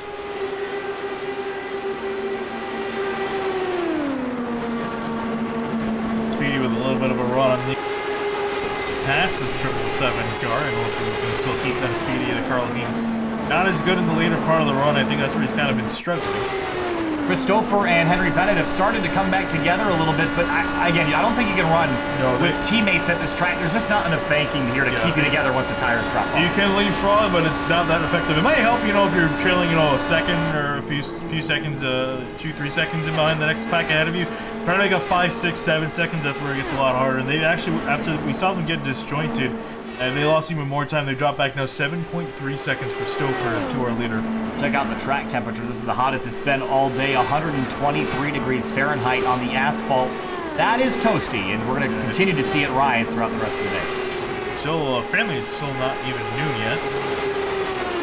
I feel like sometimes it's going to be an hour behind. Yeah, so timing and scoring info. So either way, it's early afternoon, so still a lot of temperature to gain. Simon Bryant hits pit lane. So does Andrew Kinsella in his number 14 car. He'll come on down. Liam Quinn, Austin Speedy now in 4th place. Still need to make their pit stops on this sequence.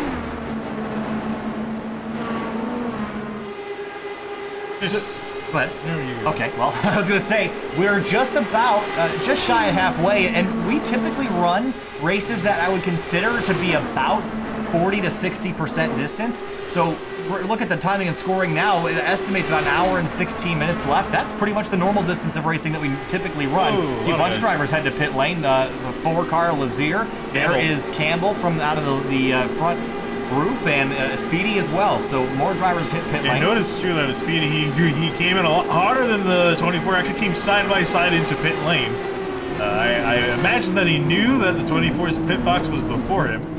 Actually hear him on board, shifting the car to get that extra mile an hour or so in the pit lane. Gotta be careful of that though. You could definitely go over. It was by actually doing banned at the V8 Supercars event. Yeah, I saw that hear about that? Verstappen was doing some trickery with that. Well, I mean, part of me thinks it's sort of okay because it's pit road speed. Like, if you're under it, it's not going to penalize you. Yeah, I imagine the actual series. I think they're just like, no, you can't do anything. What is this sorcery? Yeah, you can't mess with that at all. So Christopher hits pit lane, as does, I believe, in front of him it was Chris Cahoe in the 57. AJ Burton following a wild group of cars in the back straightaway. One of the drivers in that group is Liam Quinn.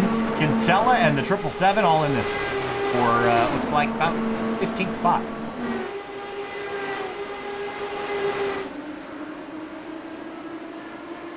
Curious if they can try to, get with the fresher tires, if they can try, now that they can follow each other better, to make up some time back to Campbell. And also, when AJ Burton comes in, which he's actually just come onto pit road this time by, or is he going to end up in line in position to Campbell because he's running right behind him? Well, he stayed out a couple laps longer and running about 1.5 seconds, 2 seconds off the pace, so he'll be behind.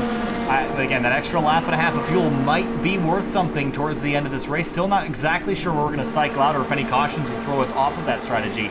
But Jason Brophy out on track. There's another handful of cars, Crane, Lichtenberg, Ike, that still need to hit the pit lane. But Burton is on down. Henry Bennett is on down. So is Kerry and Levick. And Zach Campbell working across the front straightaway. Flynn Lazier moves up in front of him. These guys are on the same strategy.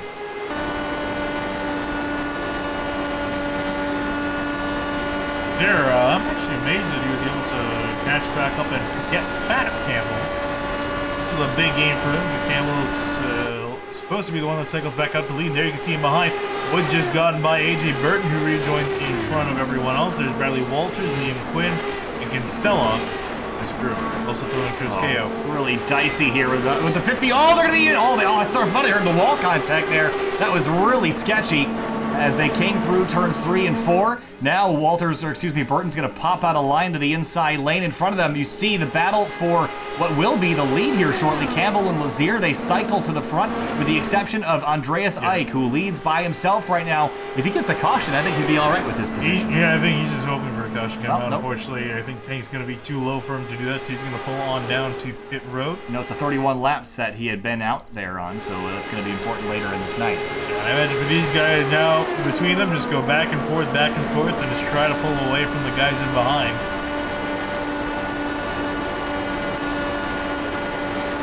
Running on board with Lazier, going to look to the inside lane. Is there any point to working together right now, or are you just going to go back and forth and not have a care in the world? I mean, they have some space. But... Yeah, granted, they've been trying to work together. The Woods just pulled in within draft distance, so he's going to start to work his way back up. But if you can potentially take out more guys out of the leading pack, it's less guys have a shot at winning. So if they can, successfully pull away from AJ Burton, who we consider, a major contender for the race win, and just, keep it amongst themselves, that can be big. Although it looks like Burton's still catching up to them at a decent rate of speed. Campbell had a bit of a slide there on the curbing for a moment. Andrew Wood back in 3rd place is now caught up to these front two. Burton behind 0.5 second. That's within drafting distance as these front two continue to run side by side across the yard of bricks. Lap number 94 underway.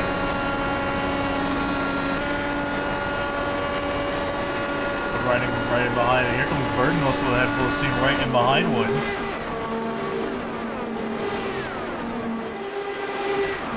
Liam Quinn has joined the party, so now it's a 5-car race at the front of the field. These two trade spots and take a moment to have a look at our lead changes. It's hasn't been changing quite as much as it was at the beginning, but 27 lead changes so far in this race. We've had 3 cautions so far at the Coca-Cola Bottling Company of Kokomo, Indiana, Indy Elite Series Indy 500. That was a little tight there on the front straight, almost wheel-to-wheel contact. Trying to get a little bit of side draft helps to, lunge the car past into the lead, and there he'll go. Lynn Lazier up to the lead, and then in behind you can see now Cahill and the others coming back up to join, to reconnect this lead back, at least himself, making it a 6-car breakaway.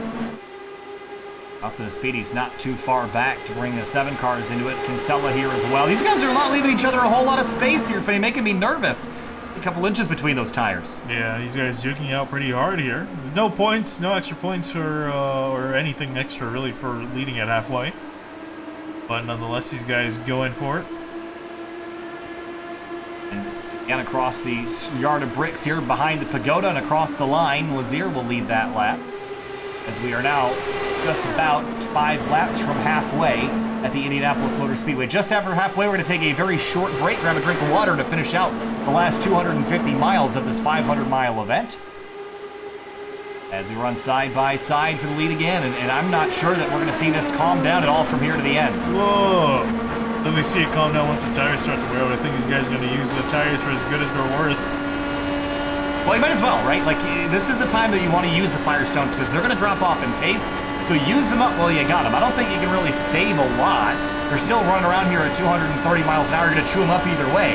I think it'll matter how hard you push them, but I think you might as well get them while they're good.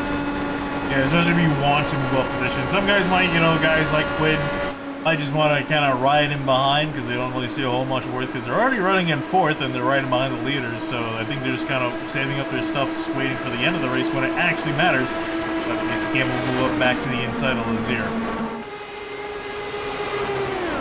Coming back through this time, Campbell, Lazier, Burton, 1, 2, 3, Quinn, Wood, Cahoe.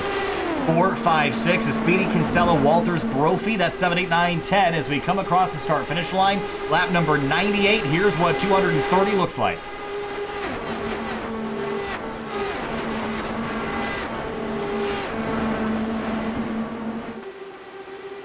Also, we'll take a chance to look back at some of the other guys that kind of lost the lead. Pan, you got about 9 guys that are considered kind of part of the leading group. Really 7 in the actual draft, and then kind of looking back, you saw there Bennett, and then there's a second group too in behind Lichtenberg leading it. Yeah, third group really. There's kind of a 4-car pack with Stouffer, Bennett. Well, I guess 5-car. Stouffer, Bennett, Crane, Bryant, and I guess it is 4. I can't count tonight. Then Lichtenberg back here in 15th. Schowen, Levitt, Carey, and Andreas Eich in this group, and John Poole just hanging on to the end of it. Lap number 99 for Flynn Lazier as he leads the way 2 laps to the halfway point here at Indianapolis. We exit turn number 2 and head down the very long back straightaway, and Zach Campbell again going to take his run to the inside lane. Burton kind of planning things out, sits behind. Again, they're playing with fire how close they're getting this into is turn kind of, I was kind of anticipating this a little bit earlier on in the race, but these guys have been saving up now to get not really even to the later stages. We're just now approaching halfway. Next time by will be the halfway point here as we cross the start-finish line across that famous yard of bricks. Lazier to the inside lane. Campbell drops into second again.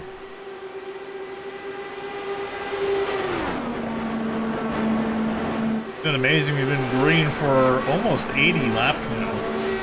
Our last caution was in the 20s. Our last caution was at, we went back green at 7:48 Eastern time, and that was about 50 minutes ago. So we've been green for a very long time. This time through will be the halfway point here. Thanks for joining us for the Coca-Cola Bottling Company of Kokomo Indy Elite Series Indy 500. Sponsored by Coca-Cola Local Refresh. Across the line at the halfway point, I think it was Lazier that might have had a nose ahead. Campbell and Lazier. I'll just go back and take a look at who led across the stripe. It was awful close. Here is a look at the halfway point, and I think it was Campbell by a nose. Yep. So he leads the halfway point here at Indianapolis, and they're going to tuck back in line. I think we're going to take a step away. We're not going to pull the cameras away. We'll get to see all the action. We'll be right back for more. We'll get another drink of water. Be back with you in just a moment.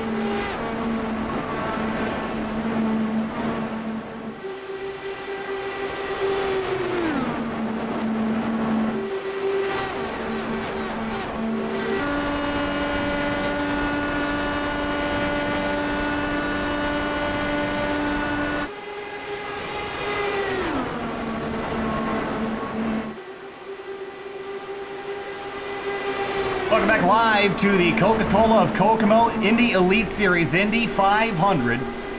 As we are past halfway now, working lap number 104 of 200. They get 105 as we come across the start-finish line here, Finian. It's been a long time since we've seen a caution, and now we got ourselves ice-cold Coca-Colas here as we head into the final half of this race. Ah, that's good stuff. Man, that's good sponsor play. And I promise this is actually Coca-Cola. You're a Mountain Dew boy over there, but exposed. Lazier back in second place. I was kind of watching Christopher and Henry Bennett. These two are working together quite well. That is so fizzy that my arm is getting fizz on it from a foot away. But Christopher and Henry Bennett were working together. But up at the front of the field, still no changes here. These guys are getting so close together, though. They've been making me worried a little bit, especially on the back straightaway. They've been playing with really a couple inches. And you have to remember how iRacing works. Caution out. Oh, boy. Oh, no. Bradley Walters is one of the cars. Andrew Wood may be another. And just past the halfway point, we have our fourth caution of the evening, breaking up what was over an 80-lap green flag run. And Andrew Wood was the other car involved down into turn number 1. I think Wood's gonna slip here. Oh yeah, he charged it too hard. Yep, hit the wall. Oh, slams the wall, does Bradley Walters, and he's just a victim in all this. Right on board with Andrew Wood, and this is just, he just dove up underneath the 56, didn't get the car rotated, committed too early. Yeah, he accelerated too early, thinking he had more grip to hold. And you see, he tried to keep the car to the right, but just had no steering. You'll see here on the wheel, watch the wheel after he hits the wall. See, he tries to keep the car to the right, but the car does not want to turn left.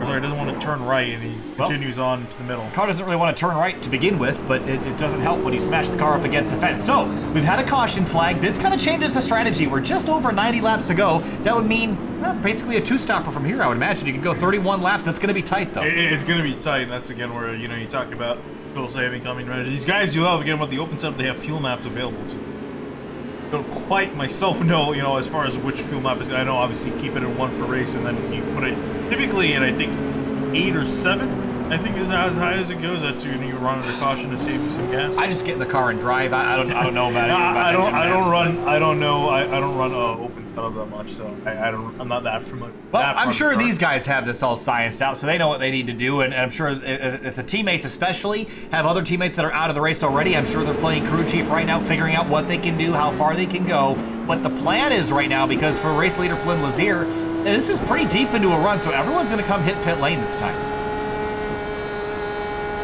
Yeah, kind of a fool not to. Here comes everyone down onto pit road. Curious to see if we'll see any exchanges just by if anyone makes a mistake down here. John Poole going to stay out, lead a lap here as he comes across the line, but everyone else come get their cars serviced. We've got, with that, we've actually reduced the field down to about 18 cars. We started with 36, I believe, 36 cars, 18 left. Yeah. So we were down to half the cars that we started with. Especially after that big multi-car pileup on the exit of 2, which was our second caution of the night. Yeah, also looking, and we started that last green flag run. We had 26 guys that took the green for the restart, and we slowly lost a few more as the run went on. So really low on the cars now. So Flynn Lazier is going to win the race off of pit road. Zach Campbell will be second in line. AJ Burton in third, but John Poole right behind the Ford pace car. I imagine he'll come hit pit lane and get some tires and fuel added to this car. He's been out here a little bit longer, so he'll get back on strategy as well.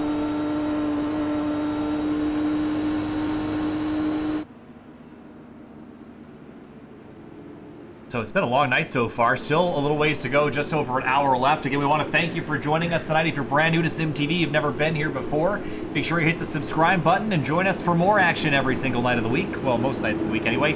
And if you can't find us on YouTube streaming, we're either one of a couple other places where we're on the GT World YouTube channel, streaming us out, of course, Competizione for the GT Rivals competition. We were there earlier this afternoon at Spa-Francorchamps. That's at 3 p.m. on Sunday afternoons on the GT World YouTube channel. We'll be on GridLife's YouTube channel 9 p.m. on Tuesday. The SCCA runs their Hoosier SCCA Esports Super Tour with us on Saturday afternoons. We're pretty much everywhere, so make sure that you Follow us on this page only, though, because that's what really helps us out. This is coming back to the mothership here throughout the rest of the week. So we enjoy working with all our partners, but right here on Sim TV is where everything started and where we'll be most nights of the week. There's John pulled down to get his service. He'll give the lead of the race back to Flynn Lazier. Right now, I'm sure the guy, everyone pretty much back out of the top 10. Love to see that caution come out, because now that puts everyone back on equal footing and more importantly back in the draft as well. So a lot of the guys that you're looking at, Bennett, Stouffer, Chow and Lichtenberg, those guys back, they have a shot now getting back up to the front, getting back up into the lead after being kind of caught out of sequence for the last 80 laps. There is the top of the famous Indianapolis Motor Speedway Pagoda. You see the scoring right there. The 4 car is the leader, then the 144 of Campbell, the 50 of AJ Burton, then Liam Quinn is 4th, Austin Speedy back in 5th, Cahill, Kinsella, Brophy, Stouffer, Lichtenberg, the rest of your top 10, and the beautiful racetrack in the background, Roger Penske's Empire. And we were told after we did some broadcasts for Speed 51 that Roger Penske had actually watched a couple of those broadcasts, and I'm sure after yesterday, it's probably a touchy subject at Penske Racing right now, but at least today we're proud of what's going on out here on the racetrack. We wish we still had Kyle Kaiser and Tony Kanaan still out there on the racetrack with us, but the Indy Elite Series drivers still putting on a show. Yeah, I'm sure they would have loved this too, especially getting some nice green flag runs in. Yeah, I think everyone thinks that racing has to be constant chaos from lap 1 to the end. I like a bit more of a reserved race, chillax a little bit, play with the strategy, some kind of watch how things play out. It's a very natural way to have a race like this go. And this has been a good race so far. I mean, only 4 cautions after 100 laps, 250 miles. That's really good. Really good. But yeah, I think we could see this race go pretty green. I'm curious here on this restart, though, with everyone back close together again. This might be a little bit chaotic. Glad to see, though, what happens. Now, we're down only to 19 cars running on the racetrack, so I can't imagine you could have too big of an accident now, but we're about to find out. Just over 90 laps ago here at Indianapolis Motor Speedway, and the 4 of Flynn Lazier offset slightly, but the green flag gonna wave again. Lap 110 from Indianapolis.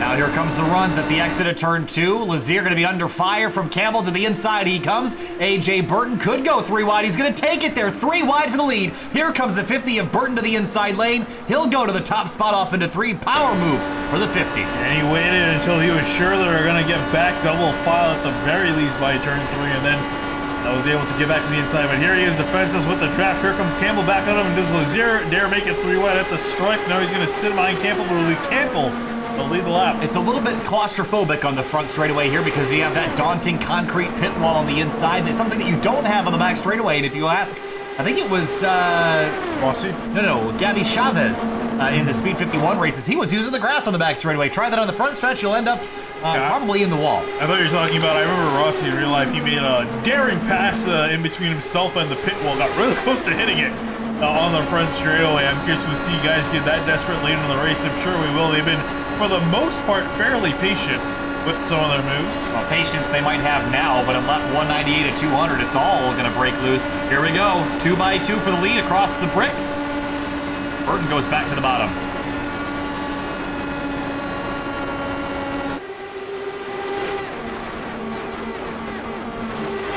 And this is packing up quite like we saw earlier in the race, and with the weather being so much hotter than earlier in the day, I'm a little bit concerned about the grip level out there as Lazier looks to driver's left, goes back to the inside of Burton. And Andrew Kinsella now riding in 5th. We haven't seen him a whole lot up at the front, the very front of the field. He is one of the 2 past winners of this race in this race. So riding in 5th, and I'm not sure we're done seeing the 14 climb. Yeah, and even the other winner in this race, previous winner of this event in this race is Austin Speedy in the 777, right in behind in 8th. He's got himself, almost gets into Brophy. Brophy lifted, and to the inside goes Lichtenberg, dives to the inside lane to avoid getting caught up in the mess at the exit of the corner. Liam Quinn now under attack from Chris Stouffer. Down the back straight though, Cahill has the lead. Lazier in 2nd. AJ Burton back to 3rd. Campbell, who led a bunch of laps earlier, back to 4th. Cahill up at the front where he started this race up 113 laps ago. Leads his whole field really close together. Look at this, it's like absolute perfection as they exit turn number 4, all line astern. Not going to be like this forever, though. The 14's going to pop on line. Look at the run Stouffer got. It's like he just hit the turbo boost down into turn 1. I want to see a replay of that. Absolutely. Well, before that, we want to make sure they don't wreck themselves before we take a look at this. But this was insane. Look at the run he gets on the exit of turn 4. I think everybody stacks up on the entry to 1 because they're lifting. Look right there. Let's count. 1, 2, 3, 4. Wow, that was an incredible move. Now he sits second. Look at the moves that Stouffer is making to go to the front of the field. He's being aggressive. Yeah, everyone else is being patient. He's saying, I still got some car left in me. Moves his way back to the front. Now he's only got to deal with Chris Kao for the lead of this race. Got lots of car left in him, apparently. That was really impressive.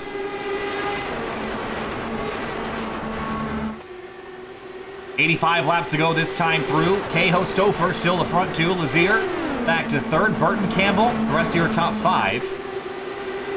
And behind him, pop out of line goes the 80 to Jason Brophy.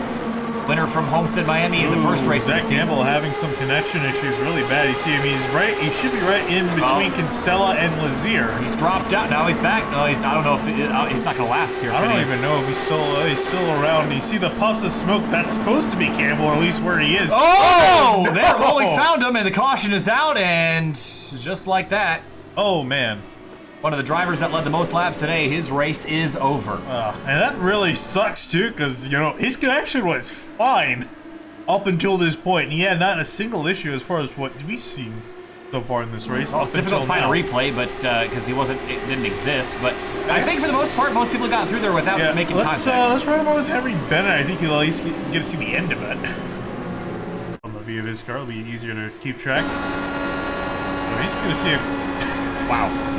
And I think, again, to kind of explain, I think what happened really is because Campbell is flashing out, I think he can really see where he is with all these other cars.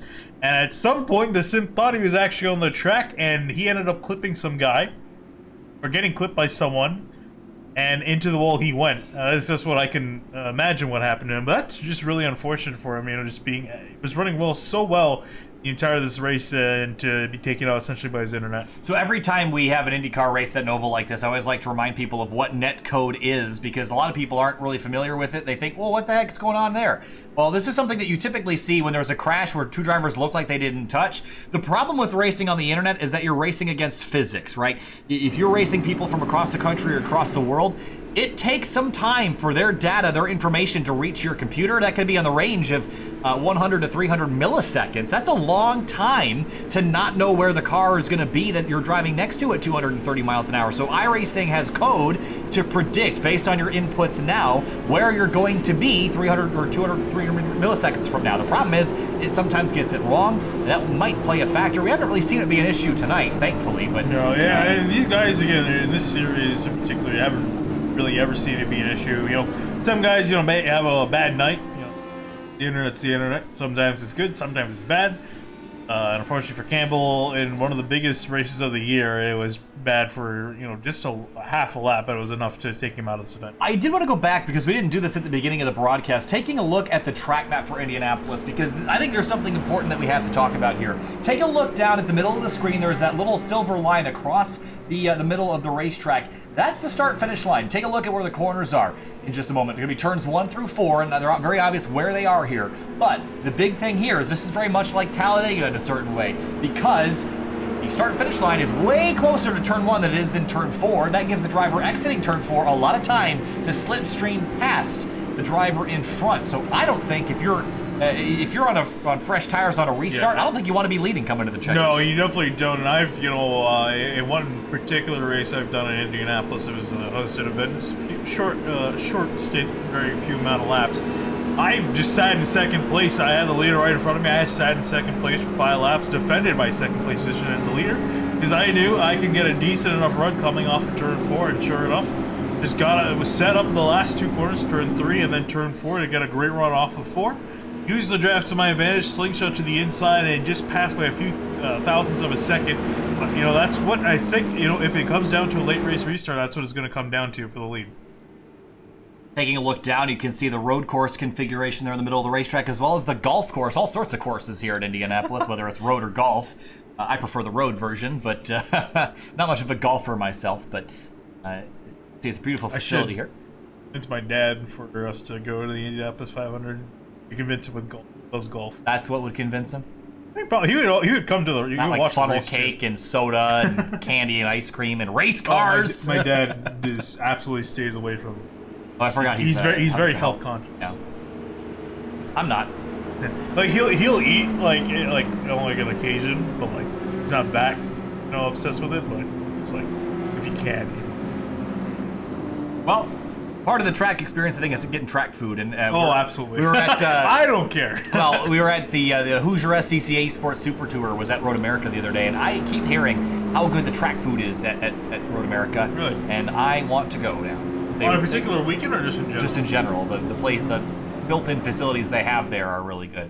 I don't think really Watkins Glen, because that's the only track you've really been to other than Road Atlanta. I mean, Watkins Glen's track food is like fine, but it doesn't have anything special. I enjoy the $1 hot dogs. Well, that's the Salen's situation. So those were kind of good. I mean, it was a decent hot dog, but being $1, I mean, you can't really screw up a hot dog. So that's true. But I actually liked Gingerman Raceway's track food. They're located in Michigan. What town? I have. It's South Haven. South Haven, Michigan is where Gingerman is, and they have a little place that makes wraps and that sort of thing. Oh, it's so good.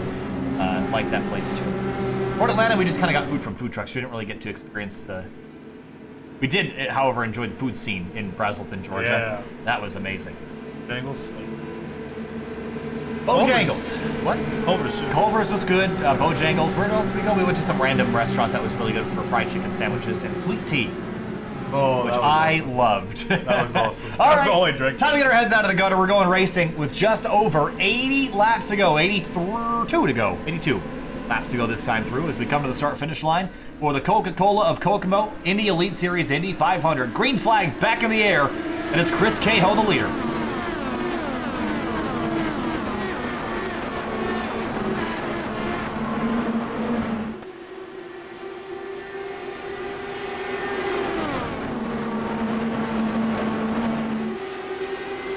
Comes Tony Kanaan back to the inside. This is quite a few guys you haven't talked about. Henry Bennett, I was just about to say, here he comes. Remember, if he wins this race, think about where the points leader Philip Kraus is. Down in 28th spot. This could change things. Yeah, it definitely changes things. If he wins the race, he wins the title with the way Kraus has ended it up. So that's what he's kind of hoping for. He can't finish in second. Nothing will happen to him. But here he comes. He's about to get swarmed here. 3 wide up in the middle. Across the bricks. 81 laps to go now, working lap 120 of 200.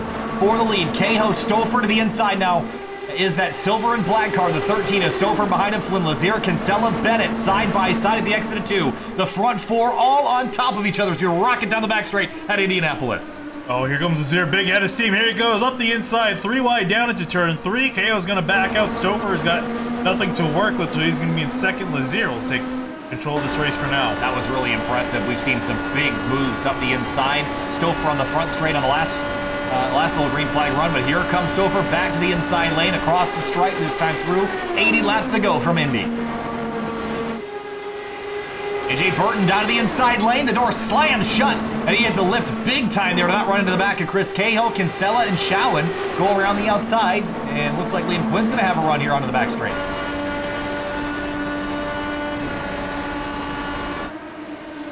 There's the 50 of AJ Burton, led a bunch of laps earlier in this race. Trying to move his way back forward. Cahill leaves the hole long open on the bottom of the racetrack. Real tight there for a moment.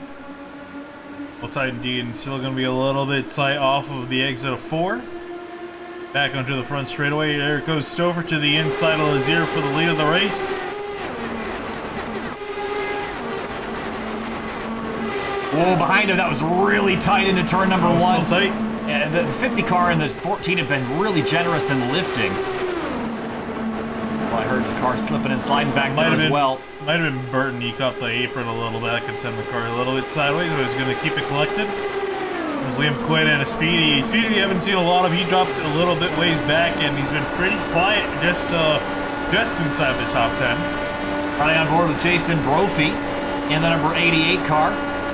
And a winner a couple times this season. Would love to cap things off with another Triple Crown victory. One back at Homestead Miami Speedway, the first Triple Crown event of the season. And Lazier tucks in line behind Stouffer. Oh, they were looking 3 wide for a moment for third. Cahill, Showen, Burton all together. Kinsella on the outside lane.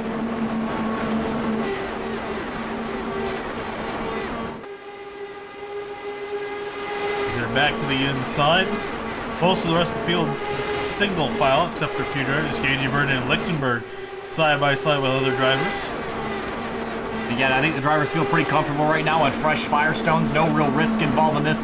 Later, in about 5 to 10 laps, the tires are going to burn off, and that's going to get a whole lot harder to do. Across the line this time through, working our way towards 75 to go. Stouffer tastes the lead for a moment. He'll get to indulge as he takes the lead away from Lazier. Oh, Burton really tight out of turn 1. Almost got into Kinsella. That got really close. See a big checkup. Kinsella way wide in 2. Well, out in the gray stuff, going to get tight at the exit of turn 2. They somehow sort that out. And no bigger than it needed to be. And 231 miles an hour for the 14 off into turn 3. The car of AJ Burton is not handling very he's well. just been caught out in a lot of places, and that's kind of, put him back a little bit. At least put him on the back foot. From Stouffer again, Lazier side by side. It's been duking it out for the lead. Wow. You guys have been really close to the wall at entry. We've seen cars hit the wall at entry before. You're trying to arc it in a little bit harder, a little bit deeper. Not crazy to see a car hit the wall there. Stouffer, Lazier continue to lead. They're starting to break away from Cahill slightly behind him. How about Burton to the outside, or rather to the inside of Kinsella as they head down the back straight? At a steam. Not gonna make the move. I thought he was gonna back out of it, try to make a little bit of a dive to the inside, but couldn't get it done. Just too much dirty air. The inside lane is now starting to look less and less appetizing as the run begins to move on. 75 laps ago this time through. We're getting down to the very end of this thing, the last 50 or so minutes. Last couple pit stops on the horizon as well. For the lead, Stouffer and Lazier continue to duel at the front of the field. So far from over, though. 50 minutes left in the race if they go green all the way to the end. So these guys still got a ways, and they got their work cut out for them before this race is all said and done. Yeah, we've gone a very long way, but there's still a pretty sizable amount of distance left to go. Lazier, Stouffer, Cahill, Showen, Kinsella, your top 5. Then Burton, Quinn, the Speedy, Brophy, and Lichtenberg, the rest of your top 10. There is Lichtenberg 10th. Henry Bennett fell right back to 11th. This seems to be where this car has settled in all day long. Yeah, he hasn't been really, we saw him up at the top when we got the restart. He's been slowly drifting on back again. I don't think he has the pace to finish well, definitely within the top 10. I don't think this car has enough pace to win, though. Maybe it's not pace that'll win it. Maybe it's strategy. You have to be thinking that if you're Bennett. I think if there's something that might give you a chance to win, I think you got to take it. I don't think you're going to win on raw pace. Try something different. Throw something at the wall and hope it sticks. Well, except for the car. Don't throw that at the wall. And Kinsella, I imagine Kinsella and Burton are being sick of each other. They've been side by side for a large amount of time. Whoa, Burton sideways on the inside of turn 3. Yeah, he's really fighting a loose car right now. I'm not sure what's going on. If he made a weight jacker adjustment or something, that car is out of line right now. Yeah, he just clipped the apron. He specifically clipped the concrete curbing, and you definitely don't want to do that with these things. It's there, to protect the grass, not the car. So clipped that, got the car sideways. But he's definitely struggling for grip, and I think that's why he's gone so far down low to the apex and went a little bit too far that time. Lazier and Stouffer continue to run side pod to side pod. Cahill has reeled them back in, though, so now it's a 3-horse race for the lead again.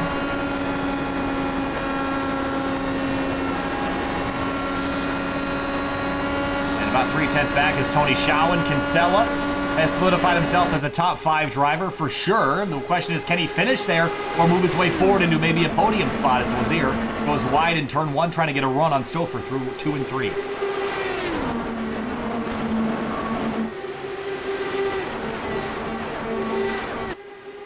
Probably looking out in behind, it looks like some guys might be about to lose some just better the draft. And looking at Jason Brophy, these guys, especially as he's side by side with a Speedy down into turn 3.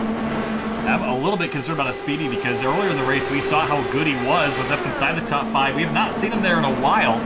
He's now about to lose the draft to that front pack. So one of the past winners of this race might drop out of a chance to win this race. Still a long way to go. Maybe it's too early to say that, but it doesn't look as fast as he did earlier in the day. Yeah, I think this is because he restarted fairly low in the pecking order, so he's just been trying to get himself back up. And now he's gotten past Brophy. He's been quickly trying to reel back Quinn up ahead. Brophy's still kind of falling off the pace. Brophy's car just doesn't look that good once the tires start to wear out, so he's starting to fall back.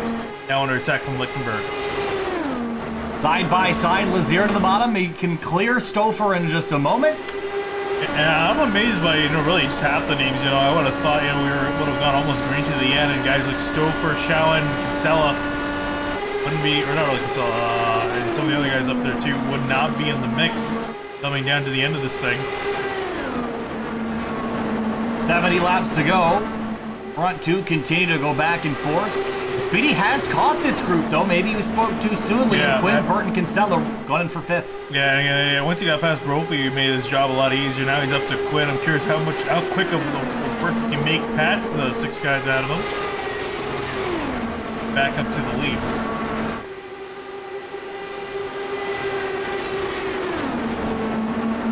Starting to get into that longer run kind of racing now where everyone starts to single out with the exception of the front 2 leaders. But even with these guys swapping spots, we're not seeing anybody else able to fight these guys. They're just sitting back here watching these 2 trade back and forth, and it's not because they are not trying. I think they're just going at full tilt. These front 2 are just that fast right now. They really are, and you've seen KO starting to also break away with them as well. They're actually building up a gap as they continue to swap back and forth.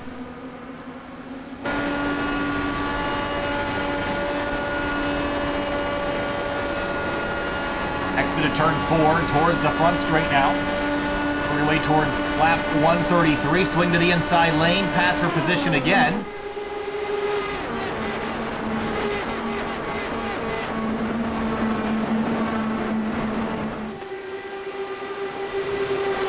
AJ Burton a little bit high out of lane. Yeah.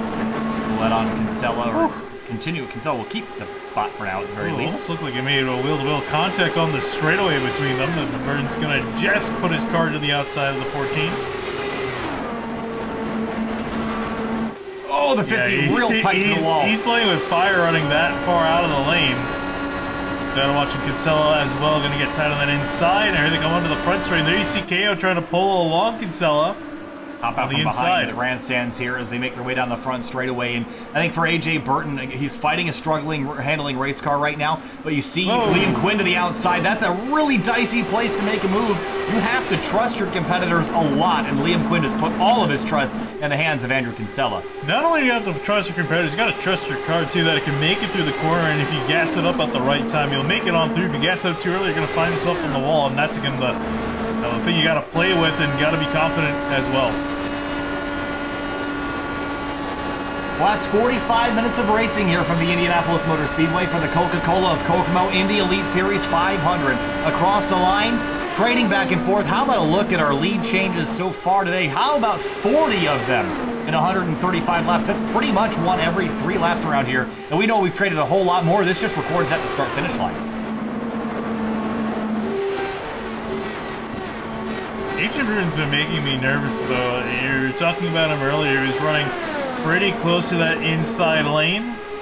He's been getting, I feel, almost closer and closer. He's almost in the grass sometimes. He's so down low. Well, take a look at the top of the screen there, Finney. The fastest lap of the day was run by AJ Burton with a 39.290. So even with his handling woes, I'm not sure when this lap was run, but he is the quickest, or was the quickest at one point, driver on the racetrack. Here comes Stouffer back to the inside of Lazier. Trade for position again. Speedy to the inside of Kinsella down in turn number 1, and to back out of that, couldn't get the car rotated. Yeah, got really tight, especially being behind some of these guys. Typically, you run on the inside lane as well. So when you make a move down there, you're facing some dirty air. Brophy got a piece of that. His car has not been handling well in the second half of this race. Did he actually get the wall hard enough to damage the steering? No, I don't think he did. I think it's fine.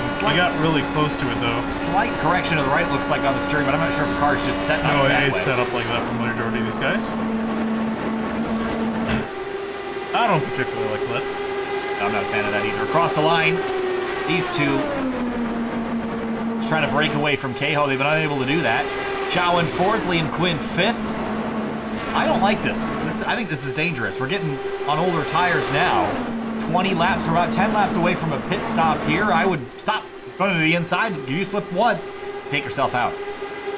Yeah, I think for these guys, it might be kind of alright considering they're dealing with fresh air up in front. If they're double file, facing dirty air behind, then it'll be a lot more concerning. But facing that clean air, it's amazing how much that matters as far as the turning ability for these guys and their ability to go side by side. run Stouffer's going to get again down the front straightaway, not bothering to lift. He'll just move to driver's left.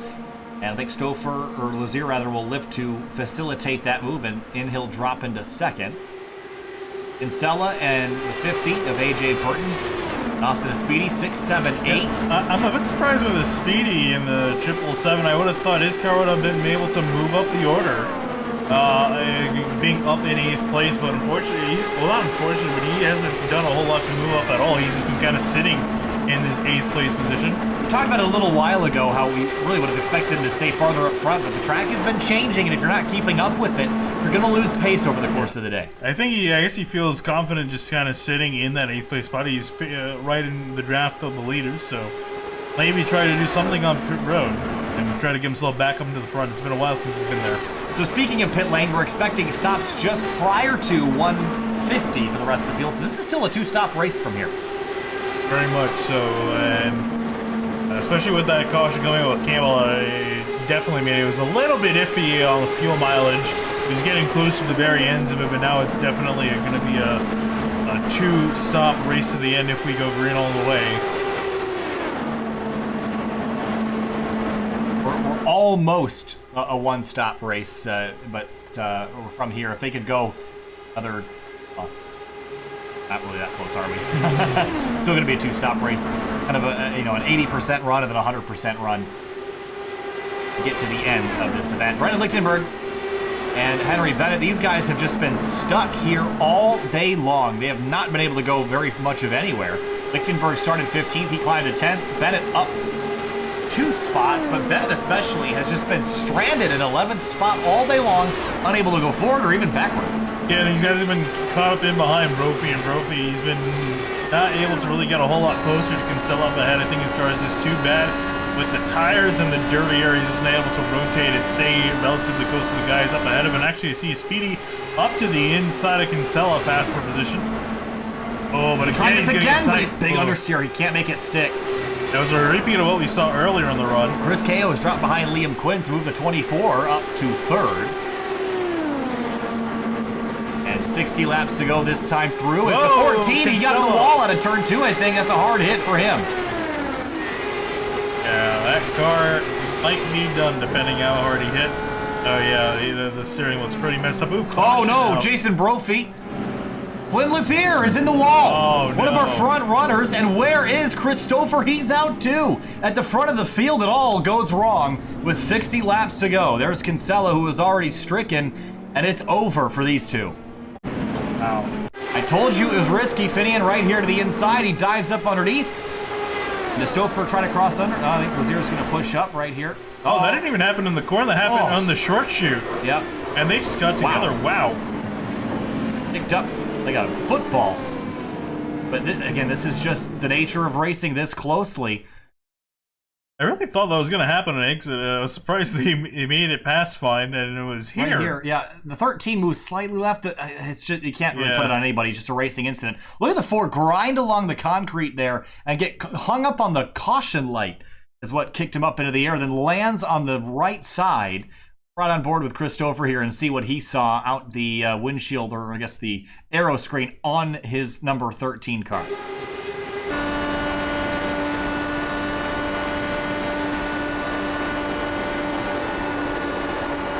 The 4 car off the inside and oh man, that was a wild tumble. Also saw Brophy. I'm not sure what happened to him. Yeah, we'll take a look at that in a second, but here's a slow motion look off the right shoulder of the 13, and this is why you need the aero screen.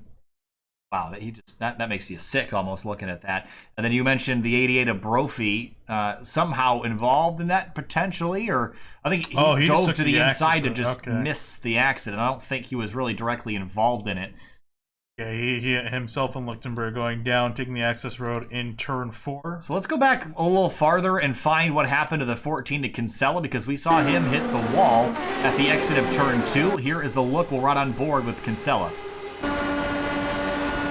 And we saw the beginning of this. We saw Speedy trying to make a move up the inside yet again. He had to back out of it. I was wondering if there was any... No, he was way far back. He was way... Oh, he just entered high, gassed it up too early. Yeah, and you heard him lift, and he was already out of the throttle and still couldn't get it down. Yeah. So Kinsella's night will likely be over, and so will two of our front runners that led the majority of the laps in recent times. Now caution is out, pit stops have happened, and now it is a one-stop race to the end here, I think. Yeah. 57 laps. Yeah, we should be able to do that. Burton, Cahoe, Quinn, your top three. I think we'll step away for a moment. We'll be back with you for the restart here in just a minute. Hang tight.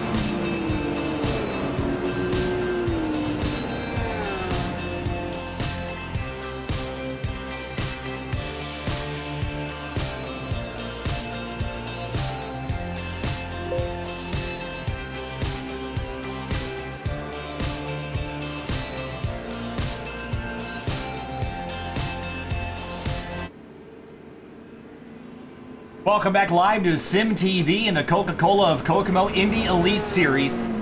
We're just over 50 laps to go. We've had our fifth caution of the night, this time involving our two race leaders at the exit of turn number 3. They tangled, they crashed, they tumbled and tore up their cars. Re-rack him, restack him, and go again. We're down to 15 cars run. We started with 36 earlier today, and we had a big wreck early in the race, but then we've just been kind of pairing them off and putting them out throughout the rest of the race. So we're down to not very many left. This changes things a little bit because you can be riskier on strategy because, you know, in terms of the points picture, if you still care about those, I would think you can finish a whole lot worse than 15th as long as you finish. Yeah, really. I think some guys might try to go for your, and again, for Henry Bennett, he's also looking at the title if he wins this race, but again, has to do it. It's looking, his odds are looking a lot better now at this point in the race.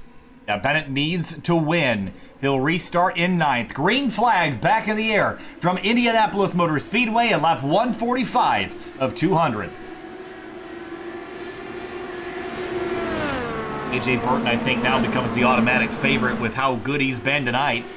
Can he pull away from Cahoe, Quinn, Brophy, Showen, and Speedy? That's the other car. Speedy is the car that we need to keep an eye on. And remember, you know, besides Kinsella, he was the other driver in this race who had previously won the 200 lapper at Indianapolis. This is the fifth iteration for this series. And now they're bunched up at the front. 6 cars all on top of each other. Quinn goes to the top spot around Burton. Cahoe to 3rd. They come across the stripe 55 laps ago. Burton to the inside lane. Drag race to the bricks. Who will lead this lap? It'll be Burton by a nose. Cahoe comes up the inside as Speedy goes to the outside behind Jason Brophy. And how aggressive these guys are going to be at this point. Especially with how few cars are left and how few laps are left as well. The laps are really starting to wind down now. I'm not sure if you totally show your cards just yet. I think with about 20 to go is when I'm really going to turn up the heat. We're still a distance away from that. But I don't think there's anything wrong with racing right now. I think you've kind of solidified yourself in the top 15 or 16 just by existing right now and still making it to this point in the race. So I don't see why you shouldn't push right here. Here comes the Speedy to the inside lane. Gets blocked off by Burton. Top to bottom elevator move. He goes for the lead at the stripe. And he gets it again. And maybe just some experimenting going on right now. Also, massive cloud over the track. First time we've been in darkness. At least half the track's under shade. The rest of it still on a bit of sunlight on the back straightaway too. Just kind of also showing you how big this facility is. That's going to change the track temperature as well. I see it drop a couple degrees just with that cloud over. That's a track average temperature over the surface, so it has dropped a significant amount. Chris Cahill goes to the lead. Burton back to second. Brophy third. A Speedy fourth. Brophy's a bit of an interesting case too. I feel like his car has just not been good on the long run. The 2 times we've seen us go to, going towards green flag pit stops, his car has fallen off quite a bit in comparison to some of the guys around him. So I'm not really sure. I think on the short run, if it comes down to it, Brophy definitely has a car. Long run, I think he's definitely going to start to suffer. So for me, if I'm one of these cars second through fifth, basically, I'm experimenting.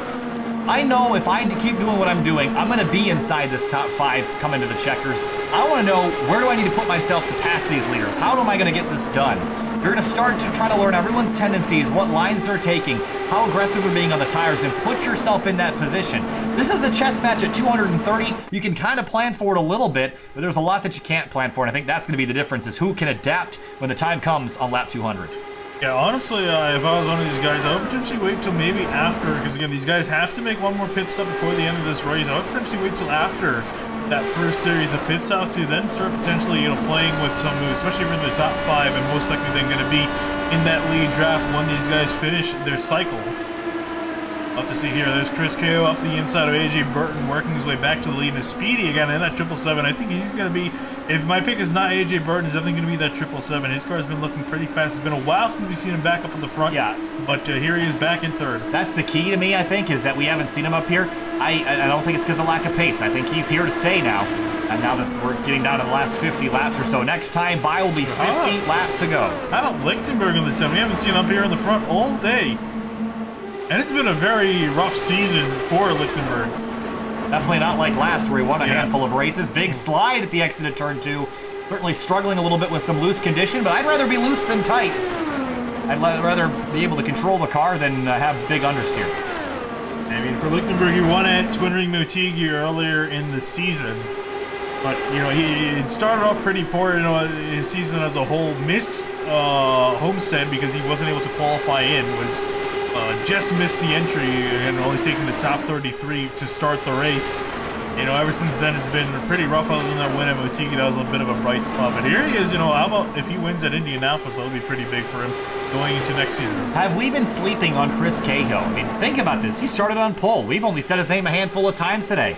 I don't think we've really seen the pace out of him, but now, look where he is. He's right back up front. Yeah, again, I think he's one of those guys, I think he'll run well. I just don't think he's got the pace to win this race, or at least the car to win this race.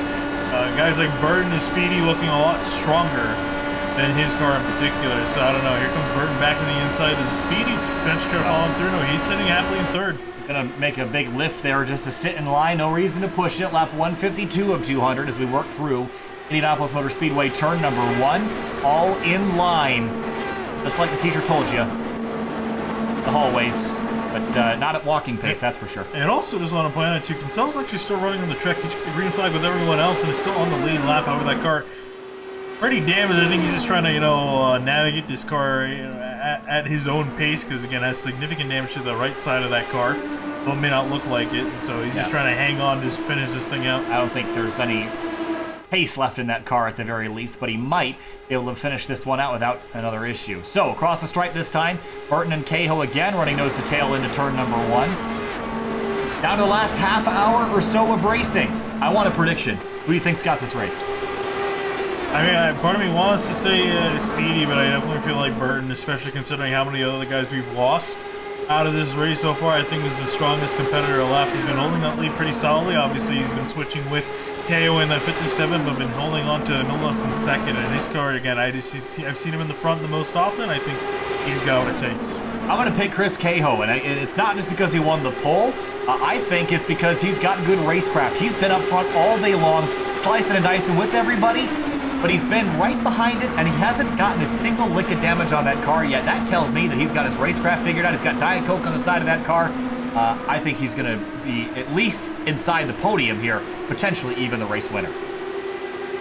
Thinking about our championship picture for Henry Bennett, the only way this race matters to him today is for him to head into the victory lane area holding the trophy. It's checkers or wreckers for the 007. There's no reason that he can finish anywhere other than second or than first place if he wants to win. Otherwise, it'll go to the 19 of Philip Kraus, who's been in pit lane and in the garage area since really the drop of the green flag tonight after some early issues. If you're just joining us here on Sim TV, we got over 100 people watching. I think we've actually eclipsed our record here tonight. So thank you so much for joining us. If you're not yet subscribed, you should be. Got lots of racing, and the continuation of the Indy Elite Series will be back later this year as they head on to their next season. But side by side for the lead, 45 laps to go this time through. Cahill, Burton, Espedy, Quinn, Brophy, your top 5. Really, again, a fantastic group of drivers. These guys put on some of the best IndyCar racing I've seen on the surface as long as I've been here. So, great group of guys and really showing their stuff here, especially in these closing laps. Again, got one more pit stop left on the table, so it's not completely over yet. Really, I think after we get that pit stop out of the way, essentially from that point on, it's going to be a sprint to the end. And then I think really that's when you truly start to flex your muscles as we start to wind the laps down. So now my question becomes, when? I mean, we know we can go about 29 to 31 laps on fuel, depending where we're running in the pack.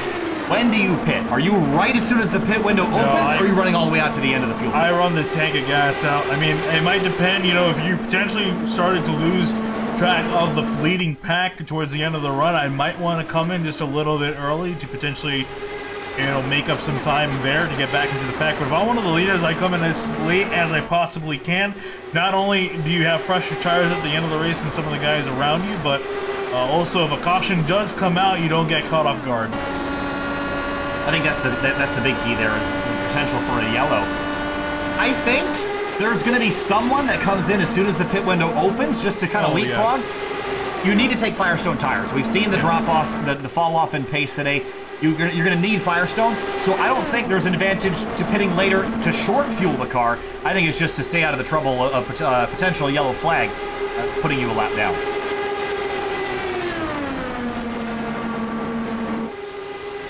Down into turn number 1, a lap 158 of 200. Burton in command. He was your pick to win this race, and I do not blame you.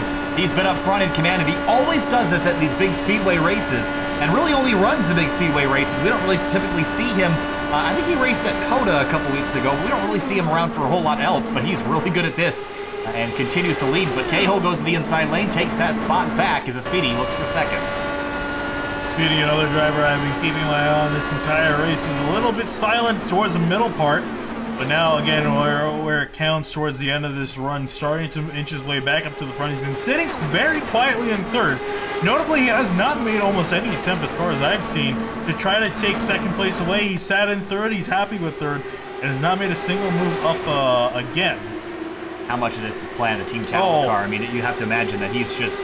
Oh, yeah, this is totally on purpose. He absolutely has the car to take the lead. He could have taken the lead quite a few laps ago, but again, is sitting, biding his time. He knows that it's kind of fruitless at this point. He just wants to maintain a decent track position coming onto pit road. I always thought it was a funny saying, fruitless. That's a sad tree, whatever that tree is. A fruitless tree. All right, next time by, it'll be 40 laps to go when we cross the bricks next time by. Start the last 100 miles. We've gone for 400.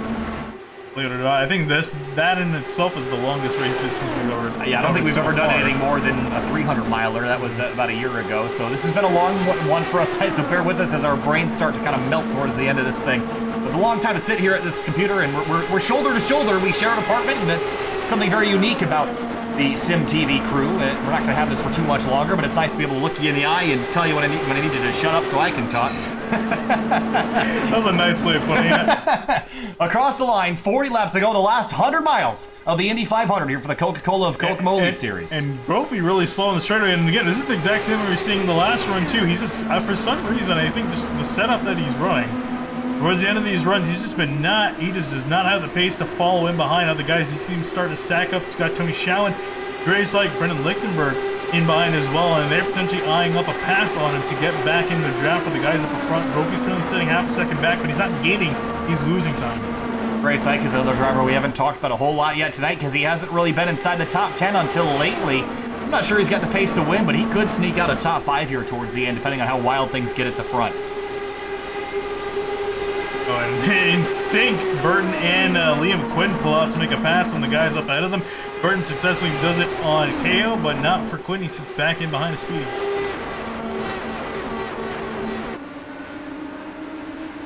Aho and Burton really the class of the field right now, but Speedy is holding something back, and we're going to see it as soon as we get to this final pit stop sequence. Taking a look at the fuel window here, can go about 10 to 12 laps from right here. So that puts our pit window at about 172 to 174. Yeah, we're going to see all these guys, I think, come in on lap 169, around lap 171, 172. Everyone's going to be coming in within that short window.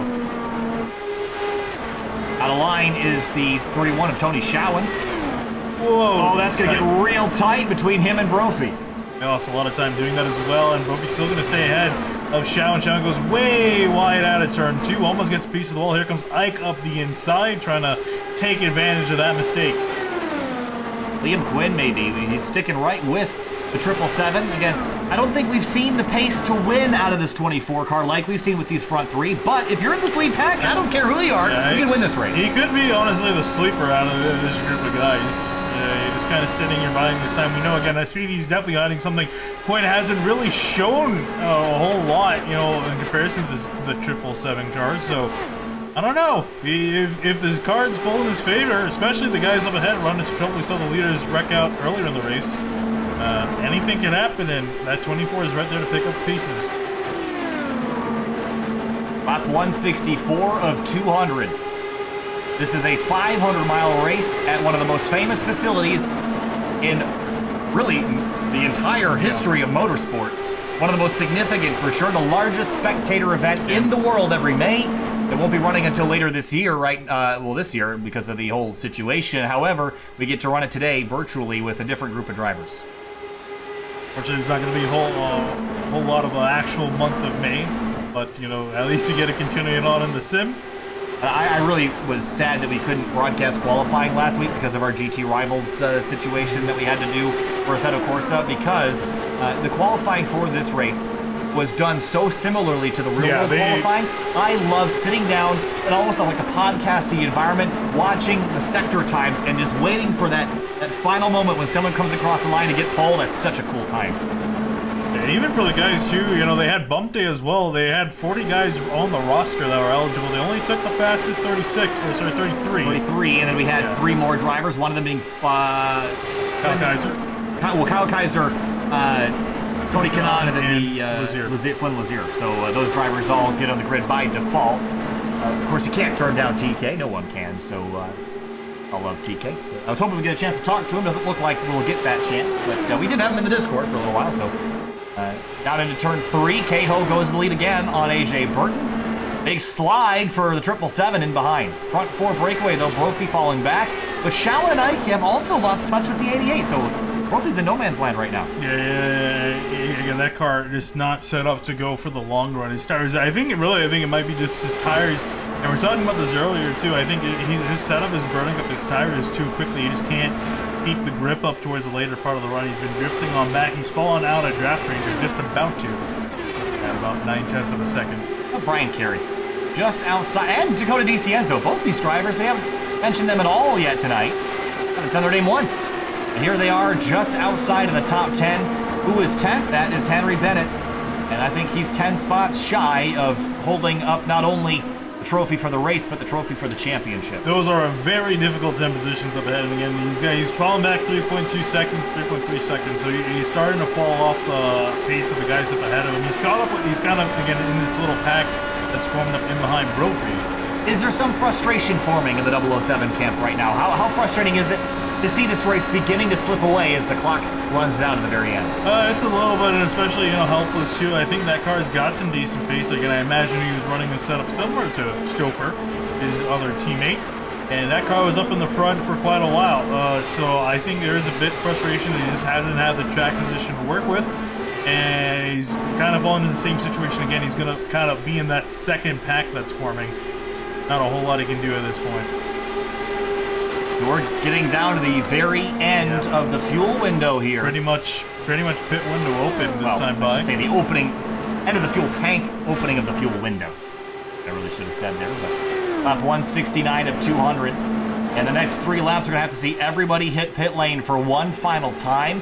We'll see if anybody tries anything. The problem is they're going to need pretty much a full tank of fuel to get to the end. Oh yeah, you're not going to short fuel. I think you're going a little bit crazy doing that because again, you're only really saving. Again, it's a few tenths, but considering how much you need to add in general, it's not going to matter a whole lot. See if anybody would break off this time. Didn't see anybody do it yet.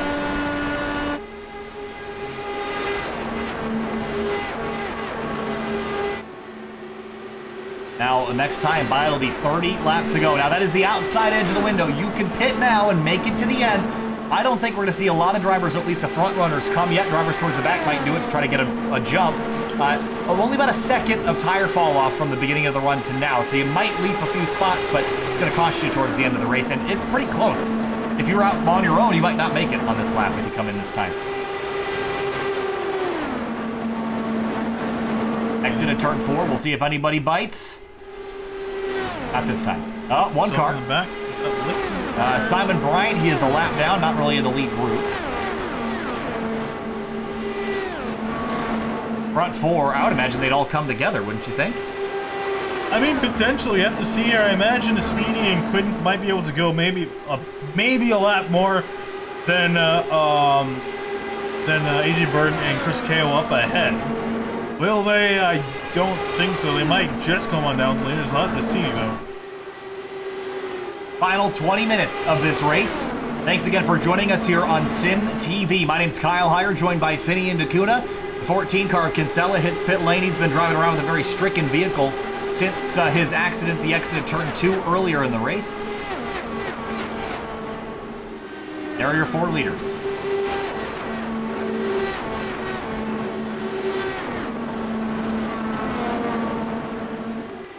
Had 2013 Indy 500 champion and 2004 IndyCar Series champion Tony Kanaan and 2017 Indy Lights champion Kyle Kaiser joined us earlier in the race. Their nights ended early in the big one at the exit at turn 2. For the rest of the Indy Elite Series grid, they've been at it since about 7:15 Eastern. It's been well over 2 hours since the drop of the green flag, and they're all going now for the final 19 minutes of action in the last 25 or so laps. Cahill, Burton, Speedy, Quinn, Brophy, your top 5. Andreas Ike hits pit lane in his number 76.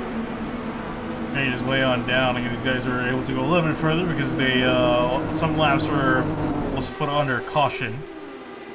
Well, Burton's been out for 30 laps. Cahill the same. And I would expect either this time or next. Oh, caution out! Uh-oh. No, Brian Carey in the 79. And it also looks like there's another slow car. Was that be the 10 of Brendan Lichtenberg? Damage on the rear of that car. This changes a lot of things. Yeah. So, everyone is going to pit under this caution. We're going to have a 25 or 24 lap run to the end of this race. And you thought it was exciting before. It's going to be exciting more now. Here's a look at Brian Carey's accident. It was right behind the 10 car of Lichtenberg. I'm really intrigued in seeing what happened here. Right into the back. Oh, that was silly. Oh my goodness. Yeah, that's what I was waiting to see. He went airborne. 79 machine. Right on board. I'm not sure if the 10 car checked up or the 79 just ran into the... Oh, was he out of fuel maybe? No, I think he was checking up because I think he was starting to get some of the wake. Oh, that is horrible. That is right on board with the 10. I think he was just getting out of the gas because I think he was feeling the car tight in behind Henry Bennett. So you see the car starting to push. He was just trying to make the corner for Carey. He was too close in behind to react. And down from space comes the number 79 of Brian Carey. All right, well, we'll re-rack and restack, and we'll go to the end. Pit stop time. This is crucial now because you can gain spots on pit lane now. Maybe short fuel isn't a bad idea. Yeah, at this point, might save you, not even save you time. Well, it will save you some time. Might also get you a spot, depending on how close. So we'll have to see here. You guys can make up anything down at the pit road when we see this order change. Well, if you know the pit limiter trick where you bang off a couple of gears to get that extra mile an hour, now is the time to employ every trick you have in the book, because if you pass them on the racetrack, you don't have to pass them, or pass them in pit lane, you don't have to pass them on the racetrack. Now, I'm not sure how much that's going to matter, but the entire field's going to hit pit lane right here. Everybody up with the pit. Now, Andreas Ike, he is going to stay out of the racetrack because he came to pit lane before the caution came out. I like this strategy for the 76. No need to come back down. He'll inherit the lead and put himself in position. hang on. Now, we haven't seen him have the pace to win this race, but we'll see if he can do it. Well, he's got to hope that he does now because he's given really good track position. And again, he hasn't really. He came in right before the caution came out, so might benefit him greatly. Here we go. Run off of pit road. Who's gonna win? Oh, wow, that was got tight. really close. Are they gonna touch at pit out? I don't think they quite did. It was really close. But Henry Bennett will roll out in 8th place. Remember, if he wins this race, he can win the championship. If he finishes 2nd or worse, it goes to the 19 of Philip Kraus. So we can get a replay of that from the onboard, maybe one of the guys in the middle of that, just kind of see how close that run off of pit road was. Yeah, the 88 of Jason Brophy had a pretty good view of the drivers in front of him. 3 wide for a moment as they left pit lane. Was there a touch? Let's ride on board with Speedy. He was in the middle of that, maybe see an angle of the other 2 guys. You see Quinn. Yeah, I don't think they touched. Yeah, they somehow managed to sort it out because it gets really close together. It'll be in behind Andreas Ike. It'll be Quinn. Where is? Oh no, okay. Sorry, no. I thought Speedy was going to be ahead of KO, but it looks like KO beat him out. Yeah, well, because I think where the timing and scoring line is a little bit before where we were looking. So this time through will be 25 laps to go. That's about 17 minutes worth of racing. Oh boy, I don't know if we can predict anything now. Any kind of prediction that we had is, I think, now out the window. Still going to be the same drivers, but now you introduce the chaos of being all together and one driver making a mistake, taking out more drivers. We only have 13 competitive cars on the racetrack at this point, so everyone's got a shot, realistically. Yeah, maybe even, actually, no, Leclerc I think should be fine. I think he only had to get his rear wing replaced. Good to go. I'd say potentially 13 cars in race condition able to take it for that. I am curious also to how the 76 of Ike is going to hold off these guys in behind. Haven't really seen a whole lot of him. Now's his time to flex his muscles here. We're in the final stretch. Well, we've had a lead change for basically one for every 4 laps tonight. We've had quite a bit of green flag racing, a handful of cautions at the beginning and the end, the middle mostly clean and green. Ike, the Scandinavian in the 76, he won at Kentucky a few weeks ago, I believe, in quite dramatic fashion. It was quite controversial after some contact, I believe, with Adam Blocker towards the end of that race. So, well, it doesn't really matter because Blocker's been out since the drop of the green flag, really, with an early crash. So Ike is all on his own. He hasn't been out front yet. I'm not sure if he's got the pace, but Liam Quinn put himself in front of Cahill, Speedy, and Burton. Let's see if he can hang on here. Taking a look through the rest of the field. So Ike, of course, out of Scandinavia. Liam Quinn from the UK. Chris Cahill, home track for him. Austin Speedy out of New England. AJ Burton, another UK driver. And I believe the next driver from Indiana is going to be all the way down is Joe Branch in 11th. So if Cahill could grab a home track victory, it would be in the most spectacular race of the season, the 500-mile season finale. We'll have 14 laps left in our event, 14 laps left in our season. 24. Thank you for the correction. Can't do math. I told you my brain was going to melt. We exit turn number 4 to be 24 laps left in the Coca-Cola of Kokomo Indy Elite Series season for the 2020 spring.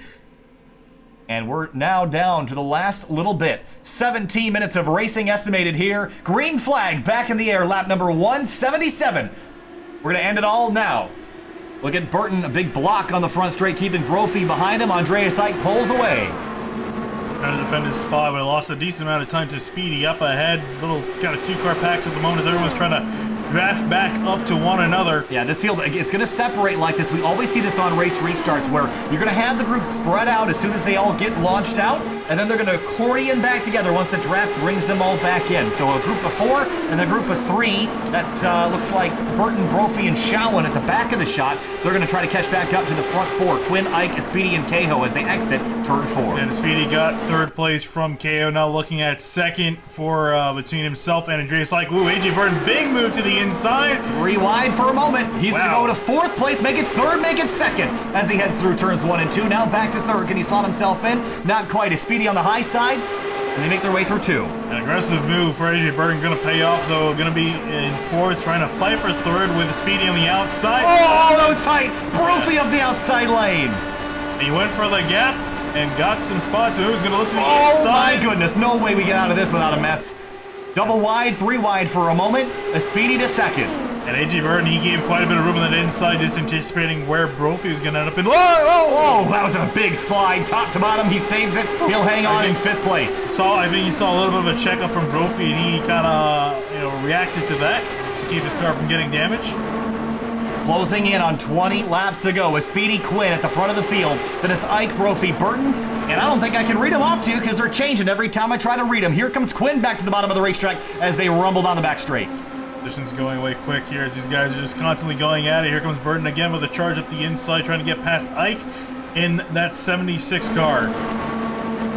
Nose to tail, coming back to 21 laps to go at Indianapolis. Liam Quinn out front from the UK. Another UK buddy, A.J. Burton, in second. But side by side with Austin Speedy, the past winner from a couple seasons ago here in the Coca-Cola of Kokomo Elite Series. Double wide as they enter turn 1. And Speedy trying to be the first repeat winner. All 4 iterations of this event before have been won by different drivers. He's trying to do it again. Here he's got a big run now, looking to the inside, 3 wide down the back straightaway. Oh, that's into going to turn be tight. 3. I don't think we can do this into 3. They're going to get back double wide. Burton slides in behind the 777. He pushes up big time. The 24 has to lift for just a moment to allow him to slot back in line. 20 laps to go from Indianapolis. We're getting down to the nitty-gritty. 13 minutes of racing remaining. Here comes Burton to the inside lane as they cross the line. Brofield's trying to get a draft from Burton. Also Quinn to moving to the inside, trying to pick a lane up on a Speedy. Ike still working that outside lane. And now is the chess match. Where do you place your car? How do you place your car? We still have 20 laps to go. Your tires are going to burn off. If you're running them too hard right now, it's going to hurt you later in this race. You have to conserve at least a little bit to make a run. Here, 3 wide in the middle of the field, the 88 and the 57. They gave each other plenty of room underneath Andreas Ike. A lot of these guys not really conserving. They're charging pretty hard, trying to make up some positions. We see Shawn get way out of the group in that silver and red car. We haven't seen a whole lot of them in the front all day long. Up the inside, here comes Burton, side by side with a Speedy at the line. That's what 227 miles an hour looks like. How about 3 wide behind him for a moment? And around the outside goes Tony Showens, 31, the 57 to Cahill on the bottom, Brophy in the middle. There's another interesting car. I have my eyes on the 31 of Showen. I think we kind of underestimated him. He hasn't really been near the front. Here he is in the top tie with an aggressive move. Through the trees, you see a Speedy go to the top spot again. Getting down to the very end of this race. Who's going to have tire? Who's going to have any moves left up their sleeve? Because now you've shown all your cards at this point, Finian. Yeah, and you can also see, too, A.J. Burton running a little bit offset from his Speedy through the corner. I think just trying to, again, get some clean air to get the car to rotate, put less load on the tires. We're talking about saving some tire towards the end of this race. That's what he's trying to do as he takes the lead away from his Speedy. Front group is about 12 cars strong, double wide at the exit of turn 2. One of those cars was the 57 of Cahill, the other the 88 of Jason Brophy. Here comes Bennett to the bottom. He needs to win this race to win the championship. He's not going to back out. No, thank you. To the bottom of the racetrack. Up goes Frank Levick to give him the space and move Bennett up to P8 in front of Brophy. Levick, also the driver I haven't really talked a whole lot about today, is up in 7th place, defending from Henry Bennett. And across the start-finish line this time through, who leads at the line? It's Burton by a nose, a Speedy to second. Lap 184 of 200. Liam Quinn in 3rd place, trying to find a way around.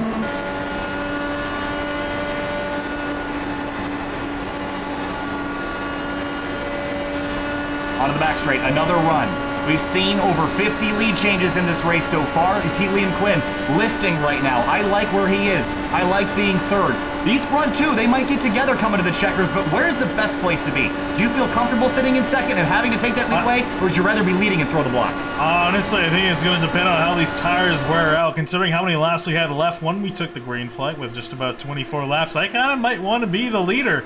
I think even if they get a good run off of the final corner, I think they're just not going to have enough grip to follow the car in behind. So you might want to be the leader. I think that's where we're kind of seeing this casual shift back and forth between them. Well, that casual shift has brought a couple more players to the party. Here comes Austin Speedy to the inside lane. He'll go back for the lead. Behind him, Cahill and Showen have kind of recaught this front 4. So has Andreas Ike. He did not drop back as far as I thought he would after restarting in the lead. He's only dropped to 4th place and honestly still in this race. He's only on pretty strong as Cahill and Showen get side by side and behind. Showen trying to catch back up in that 5th place spot to catch up to 4th. 15 laps to go in Indianapolis for the Coca-Cola of Kokomo Indy Elite Series. Down into turn 1, Burton has the lead. He was your pick to win this race, Finian, and here he is leading it with just 15 to go. Indy running a little bit out of the groove, getting some clean air. Gonna have another look to the inside. I'm curious now, Liam Quinn, he's got it. Liam Quinn's pretty much in the exact same position we saw Speedy on the last one, was sitting in third and didn't do a thing. Just kind of riding and biding his time. Well, we're already seeing lap time drop off of about a half a second to a second in terms of the tires. So now you're going to be a little bit worried if you're on the bottom of the racetrack. But if you're on the top, you have to be worried about that inside guy pushing up into you. So I'm not really sure this is a safe place on this track to be other than where Liam Quinn is right now. He's in total control of his line, and he's just biding his time, saving his tires, saving everything, saving fuel. Not that that's going to matter a whole lot, but he's sitting right in the perfect spot for these two to burn their stuff up so he'll have a run at the end. Yeah, I think that's the thing too. He's just kind of conserving his tires. You can see him kind of searching for some clean air through these corners a little bit. Watch his entry here, just pulls a little bit offset of AJ Burton to get through the corner. At the exit of turn 4, getting closer and closer to the final 10 laps, the final 25 miles of racing from Indianapolis Motor Speedway. Burton at the line, leads by a nose. In the background, you see the 007 of Henry Bennett. A championship slipping away. Kraus is out, the points leader. He crashed early in the day. Henry Bennett could have capitalized, but he is just not fast enough. Yeah, that car has just not been in winning contention again. He's going to be looking at a solid top 10. It's going to be a really good finish for Bennett, but again, not enough to take away the championship. You would have hoped for one more race after this, but unfortunately this is the finale and it was just not enough. And this is the thing that Kraus earned himself when he won and did so well in the races earlier this season. And it was just consistent finishes for him too. I mean, that's what you do. You build yourself a points lead. It gives you that little bit of a crunch room for that final race if something goes wrong. It did go wrong. Not wrong enough for Henry Bennett, though. Into turn 1, another crossover move by Burton and Speedy. 12 laps ago this time by Liam Quinn, still hanging on to third, Andreas Ike in fourth, but these front three beginning to stretch away from that red and white IR-18 in fourth with the Scandinavian behind the wheel.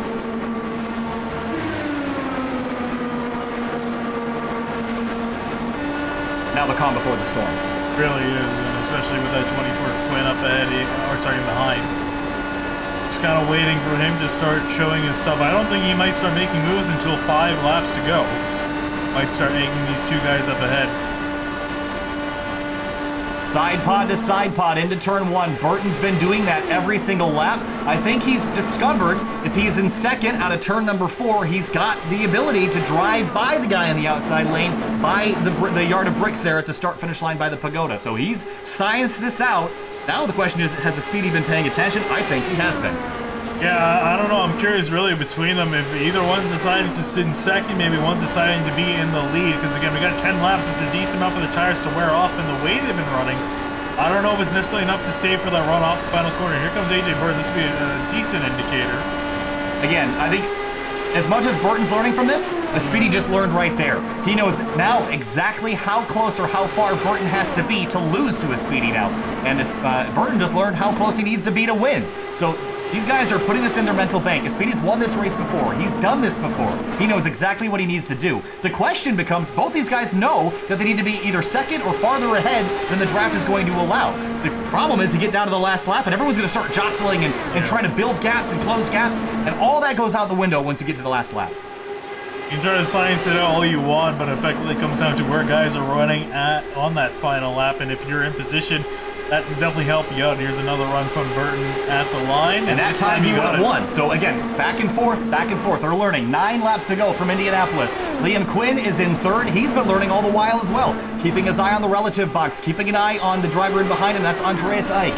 Liam Quinn is learning, but look at the understeer behind 2 cars. That arrow push is going to be a whole lot worse. Yeah, and I imagine he's been trying to manage that too, especially because a lot of the time these guys have been almost side by side through these corners. He's been kind of looking for those pockets of clean air. There you see him get offset of Burton, get at least half the car in some clean air to rotate through. So I am worried and kind of curious what Quinn's been going to wait for, because again, you can't pass, or he's not going to pass 2 guys off the final corner. He's going to have to get past at least one of them to have a shot at the win by the white flag lap. And again, that's what these 2 guys need to account for as well. When does Quinn start to become a factor?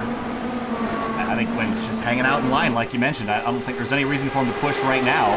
He's been saving tire. The problem is that he's also dealing with Arrow push, you see that behind him is Shawen, almost got in the wall. He might have actually gotten a piece of it. He's got Cahill in here comes Quinn. 3 wide for the lead. Here comes the 24 to the inside lane into turn 3. To the top spot, Quinn with an incredible move goes to the lead. Wide turn! Vernon and a speedy get together. Sideways off of turn 3, caution out with 8 laps to go. And just like that, the hopes to win the Indy 500 in the Indy Elite Series, his hopes are dashed. Wow. Wait. Oh man, and AJ Burton is probably quite upset. The front wing missing on that car. I don't want to say he's totally done. You can replace that front wing. There's not a lot of side pod damage. There's not a lot of cars in the lead lap, but we're going to only restart with a couple laps left in this race. Yeah, you have to remember too, if he comes down to fix that wing, he's got to sit for 5 seconds. I am curious, do we see anyone else come down to pit road? Because I would. We're going to find out, but let's go back and take a look at the accident.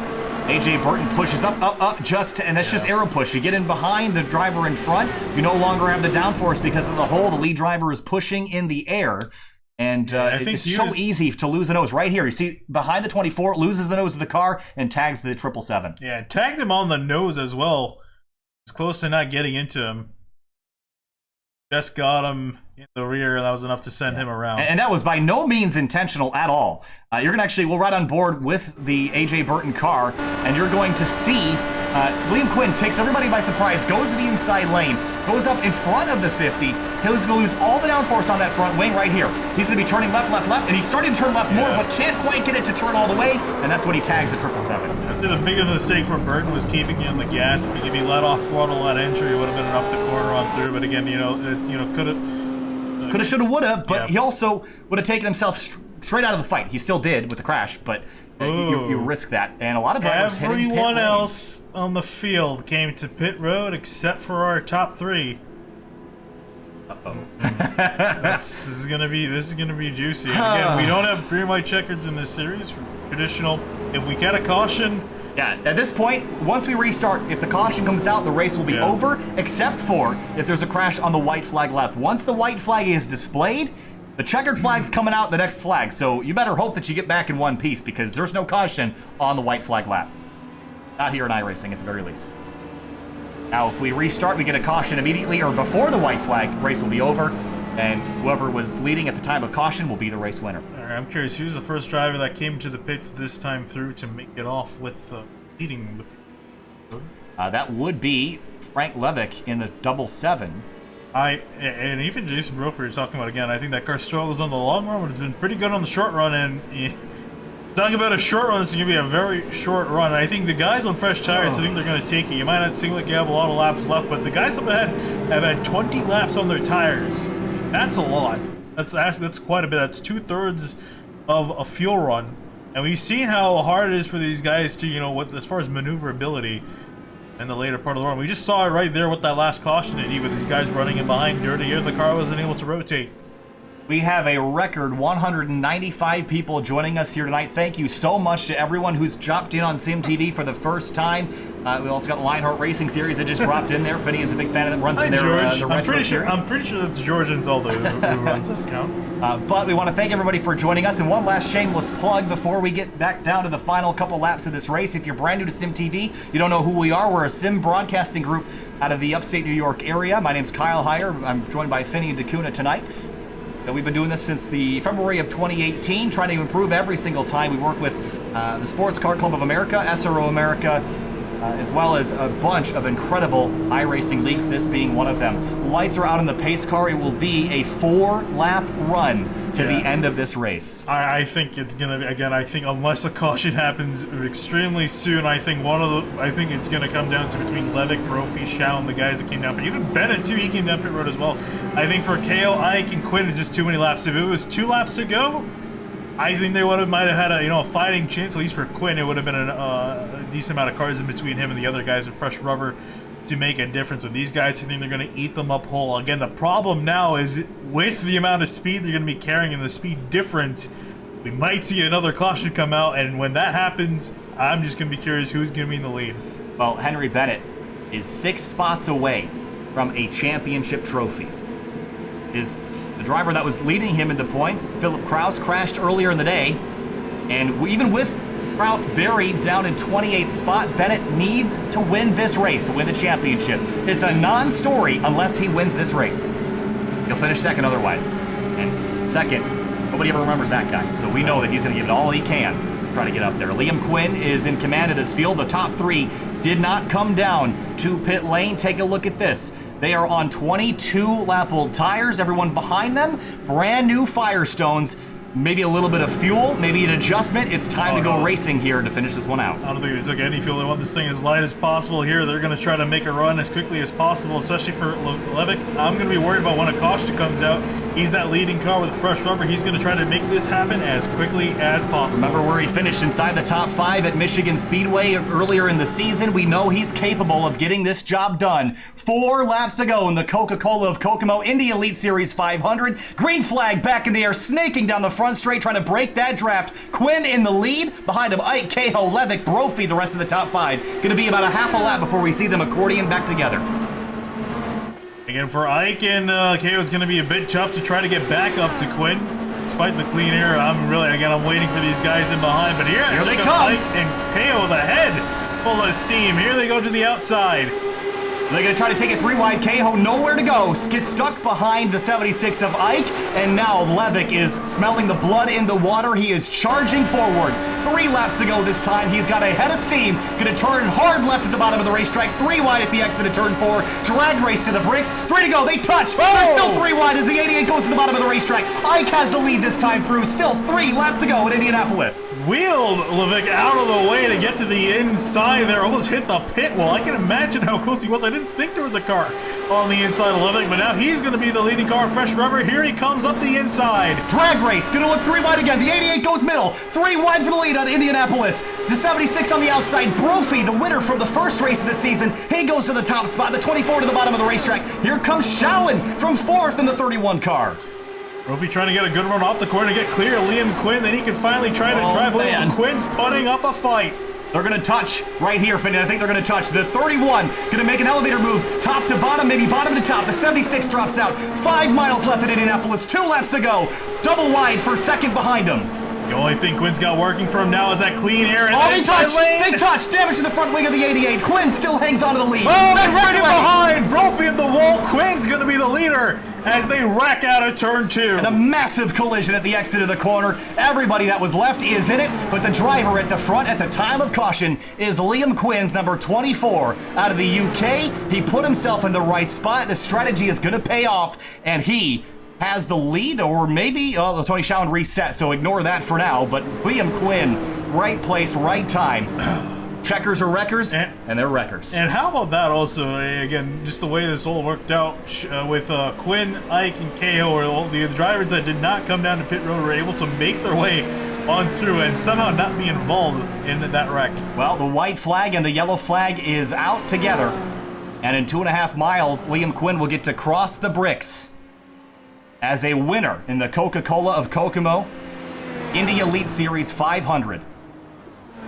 499 miles ago, Liam Quinn started this race back in 35th position. That was second to last, behind Tony Kanaan, behind Kyle Kaiser. He passed all those drivers, stayed out of the fray until the very end. Strategy call put him in the lead. Yeah, and again, that really worked out well, especially the way these guys were making moves. He had, well, the one thing he had going for him, he had that inside line and he had clean air, and that was enough to at least keep that car going without him washing him out of the corners. And Brophy tried as much as he could, but even with the fresh rubber, that outside can only do so much around here.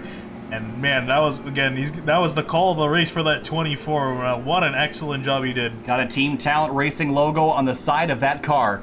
And talented he is, smart he is, playing that strategy here.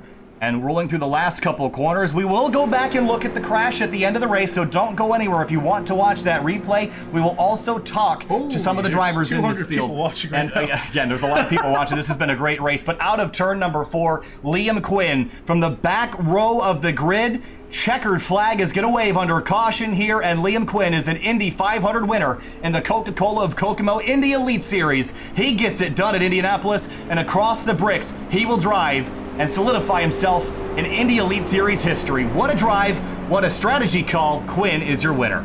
fifth win, the fifth driver to win this race. So as a different driver has won every single iteration, we'll add his name to that list. Other drivers inside the top 5, Andreas Ike. Wow, I mean, I'm super impressed with. He wasn't inside the top 5 until the last 15 or 20 laps. Here he is in second. Chris Cahill finishes third. How about John Poole? Didn't talk about him all night. He started 25th. He ended up 4th. And Henry Bennett, the disappointment. He was one of the drivers involved in the collision. He needed to win this race. A 5th isn't going to do it. He will finish 2nd in the championship this season. We're just going to have to settle for that, but it was still a really solid run. And finally, he'll make his car across the line. That was epic. And it doesn't take a lot of cars. We started with 36 tonight. We ended with, I don't know, 10, 12, something like that. Yeah. But it doesn't take a lot of drivers to make an entertaining race, especially when they're this good. And Liam Quinn is one of the best in Indy Elite Series. Look at this across the bricks now. He's going to get to celebrate in front of the pagoda.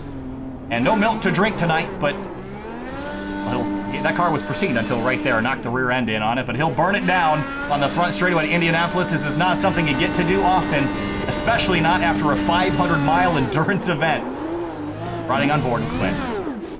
All right, let's go back and watch the replay here of those, really the last lap is what I wanted to see. If we can go a little bit further back, I wanted to see the move that Brophy made to the inside coming onto the front straightaway, because I think he almost crashed into the pit road wall. I think I know what lap you're talking about. I think we have to go back a little bit farther than this. So let's go back one more time. Maybe not. Back and try to see if we can find the restart. I think it was the lap after the restart. We started with 4 laps ago. I think it was with 3 to go that we saw the big scare at the exit at turn 4. So this is a look at the replay. Jason Brophy going to ride on board with him at turn number 4. Wow. Are you kidding me? We need to go on board, on top of the roof of the car. See how close that was almost exactly what Rossi did in the actual 500. I mean, that is insane. One more time in slow-mo just to kind of give it a... Oh, look at this speed. The 77, a big understeer, and he's going to make the hard left right here. I'm not sure if we'll have a good shot from the blimp, but I'm going to try to give it a try here. Oh, right there. Look at that. That is 225 miles an hour and just squeezed in there. Now we'll head up the road a little bit to try to find where our collision started and where everything ended. And it was the 24 of Quinn. And look at this. This is on the back straightaway. The rest of that lap, 3 wide again for the lead. And Brophy had the lead for a moment. Yeah, and here's the thing. Look how close he was able to clearing that 24, but the 24 kept his nose to the inside. Able to hold it on for the next lap through. And there was Tony Kanaan in the 31, and we thought he might have a run out of here. This was coming to the 2 lap to go right here. He looked up the middle, but that hole was not there. Didn't want to make a move up the outside either. And they went off into turn 1, and this is really the end of it all right here. Brophy, was there a touch maybe right there from Liam Quinn? Is that where it all starts? No, that was... Oh, it was the 31 of Kanaan. Yeah, he caught the apron. Oh, then the 88 after that. Wow, big crash there. Let's go back and see exactly how Kanaan got himself turned around, and I think he ended up down the order in 13th place. He's just way too low on the apron. He slips and slides. He hit the apron on entry, got the car loose, he went down even lower, and then it just made the situation worse. Wow. Tumbling down. Oh, look at AJ Burton in the middle there. Everyone else is taking pieces. Speedy involved as well. Well, that was a big one. I think that's all we're going to show of that, but we have to show you the race results. Here is a look. Liam Quinn and Andreas Ike, and the first American driver is Chris Cahill out of Indiana. Home race for him. He finishes 4th in the 57. The entire podium taken by foreigners. Well, that's kind of like the history of the Indy 500. It's very similar to how we typically see this race kind of play out. But looking down the rest of the order, of course, we had a lot of drama in this race, especially early. We also were joined tonight by the 2013 Indy 500 champion, Tony Kanaan, and the 2017 Indy Lights champion. That was Kyle Kaiser. Both of them ran into issues on our second caution tonight, the exit at turn 2. There was a big pileup earlier in the race. They will finish down the order. But we're going to step away for just a minute. We're going to hear from a race winner and the rest of the podium here in just a few minutes. Stick with us. We will be right back.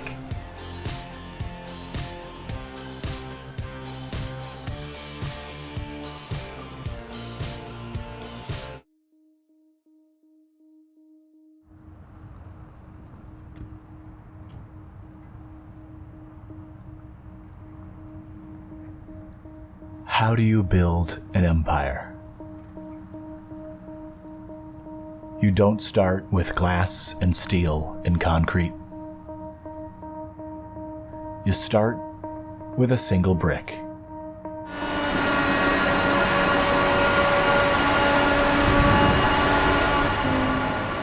Laid side by side together, they become something much bigger.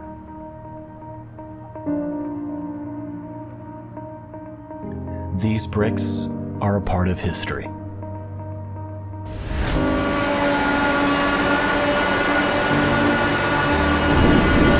The people who set them into the earth were building more than just a racetrack. They were building a legacy.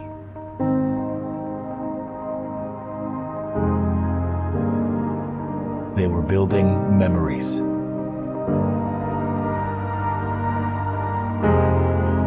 They were building dreams.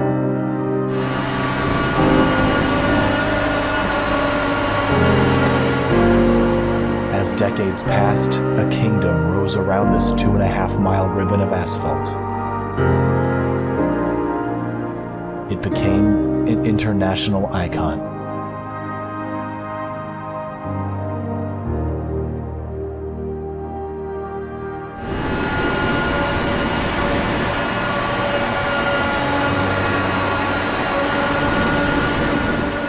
Lives were made here, and lives were lost here, in a pursuit of eternal glory.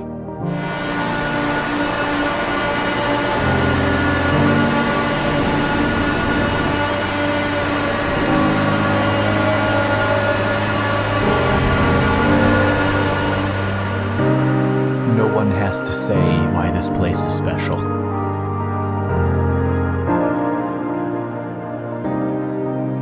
It just is.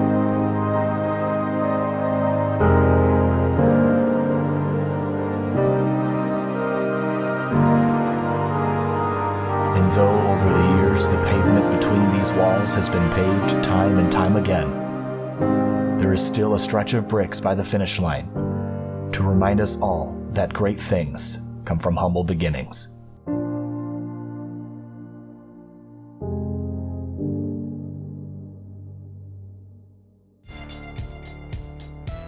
Welcome back live to Sim TV. We're here now with our third place finisher, Henry Bennett, who needed to win this race to win the championship and beat the number 19 of Philip Kraus. It didn't happen tonight. It was a third place result, but Henry, the race was really good for you for the most part. Kind of hung up inside the top 15, top 10 all night long, came back and finished up on the podium. You got to be pretty happy with that, even when you're unable to get that championship trophy there at the very end.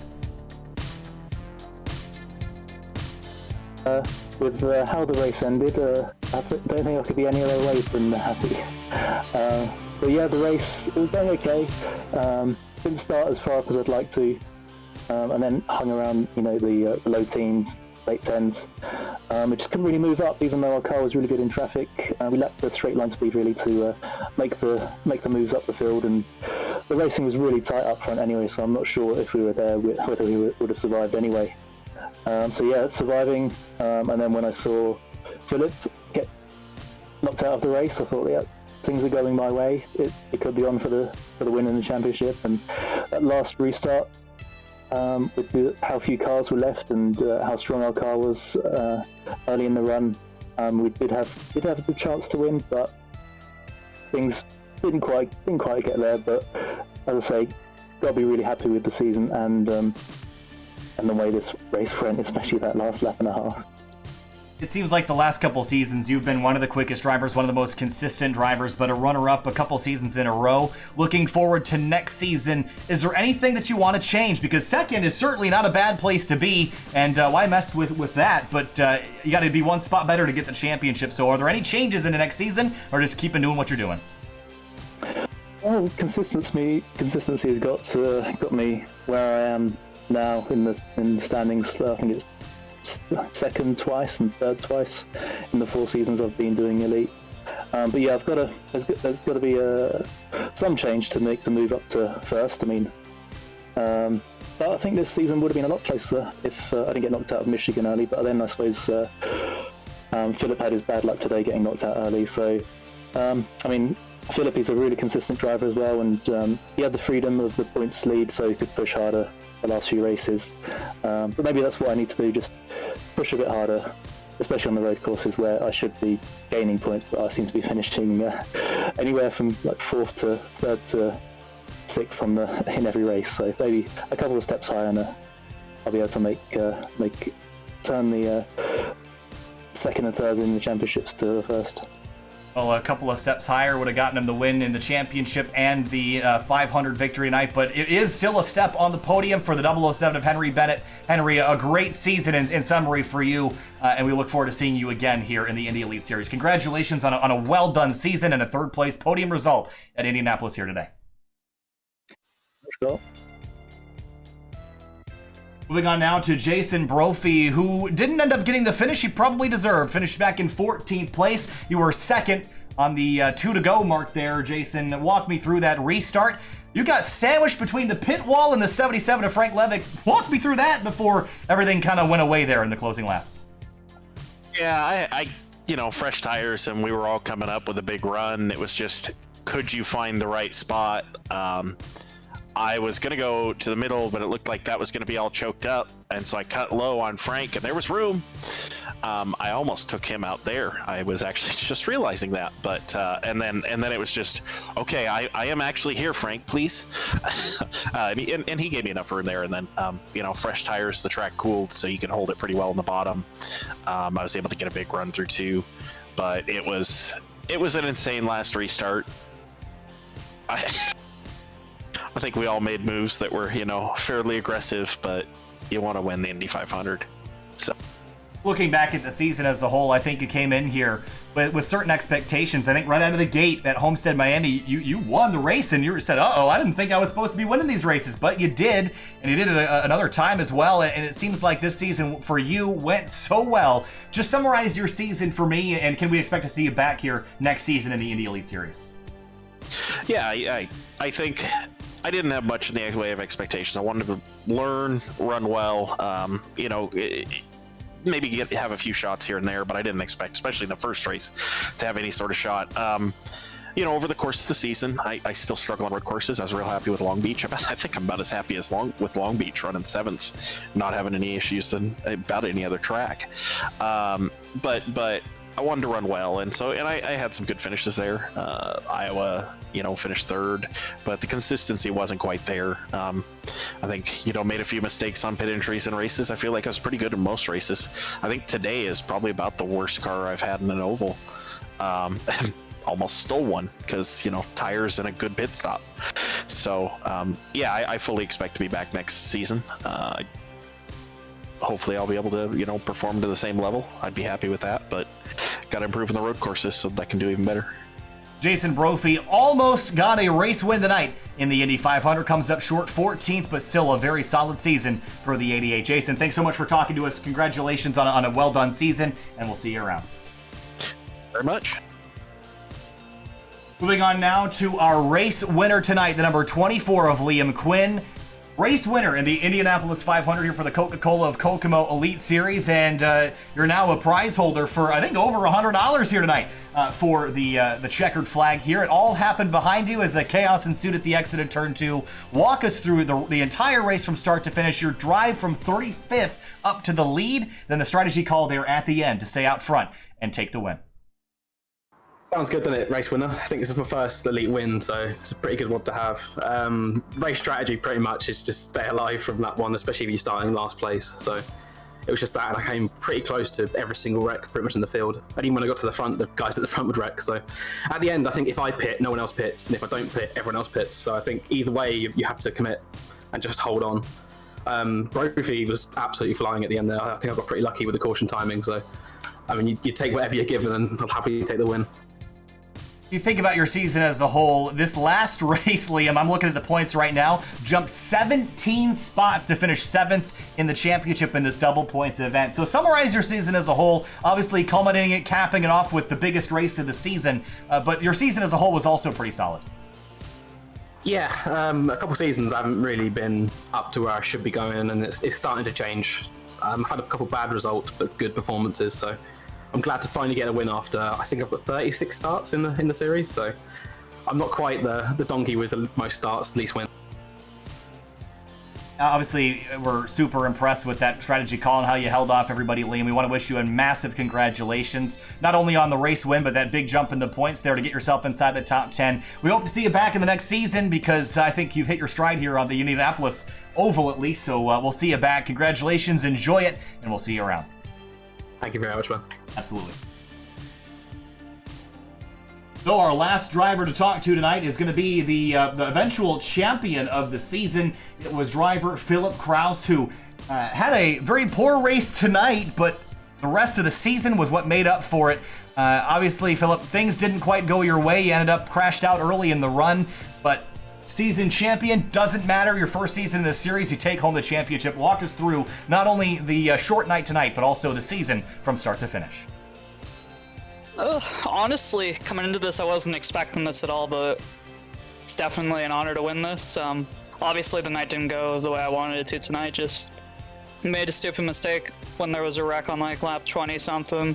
Didn't lift enough and got my own race ruined. I have no one to blame for that except myself. But rest of the season, honestly, it's crazy. I think without Michigan, I probably wouldn't have won this, but I still really can't believe it that much. It seems like the consistency from track to track was just there. You were quick on the road courses. You were quick on the ovals. I mean, I don't even know really where your weakness was this season. I mean, you were that good. And coming into this race, obviously it ended early, but how were your nerves watching the rest of the race and watching that 007 get closer and closer, especially in those last couple laps when he got up near the podium? Was that nerve-wracking for you? Say it wasn't too bad until about lap 170, 180 when I really started tracking him. And then when that caution came out and he pitted, it's like, well, crap, he might have a real shot at this, but luckily enough for me, I guess, he didn't get it and sort of lucked into it after throwing my own race away today. Hey, Philip, congratulations on winning the 2020 Spring Coca-Cola of Kokomo Indy Elite Series Championship. Super impressed with your drive all season long. Pleasure talking to you. It wasn't a great night for you tonight other than grabbing that championship trophy, so enjoy the prize money. We'll see you next season. Hopefully you can repeat next time. Yeah, thank you. Big shout out to everyone at LM and Spark VR for letting me be able to do this, because without them, I definitely wouldn't have won this. All right, Philip Kraus, thanks so much. We'll see you later. And with that, Fitty, that's going to pretty much wrap things up here. It was a long night, just over 3 hours of time that we've committed to this evening.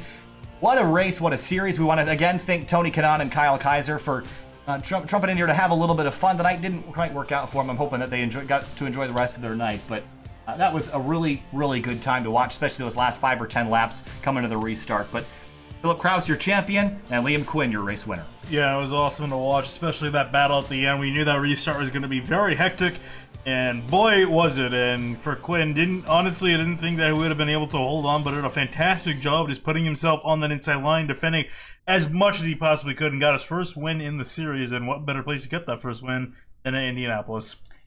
While the Indy 500 doesn't cap off the season in the real world, it will tonight. The Coca-Cola of Kokomo Indy Elite Series is now concluded for the spring of 2020. Thank you so much to Spark VR, to the Coca-Cola of Kokomo bottling company in Indiana. They've been instrumental to the support of this series this season. We want to thank Joe Branch for administering this series to get everybody set up, and thank you to the drivers for putting on a show each and every week. That's going to do it for us tonight. Thank you so much. Make sure you subscribe, hit the bell if you want to be notified. We'll be live again tomorrow night with more racing on Sim TV. My name is Kyle Kaiser, joined by Finney and DeCuna. Have a wonderful night. We'll see you later.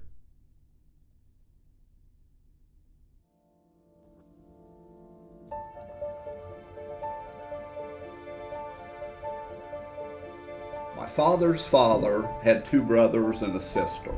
His older sister, Hazel, had married a man named Jim Yunker, and he was involved in the bottling business early on, as early as 1906 in Indianapolis, and he sold flavors. He would have had grape, cream soda, blood orange, ginger ale. In 1915, he got the franchise for Coca-Cola in Indianapolis. So then we fast forward 20 years later to 1935, Jim Yunker approached my grandfather and his 2 brothers and said the franchises in Kokomo, Logansport, and Peru are available for sale, and you guys want this. Trust me, you want to get in the Coca-Cola business.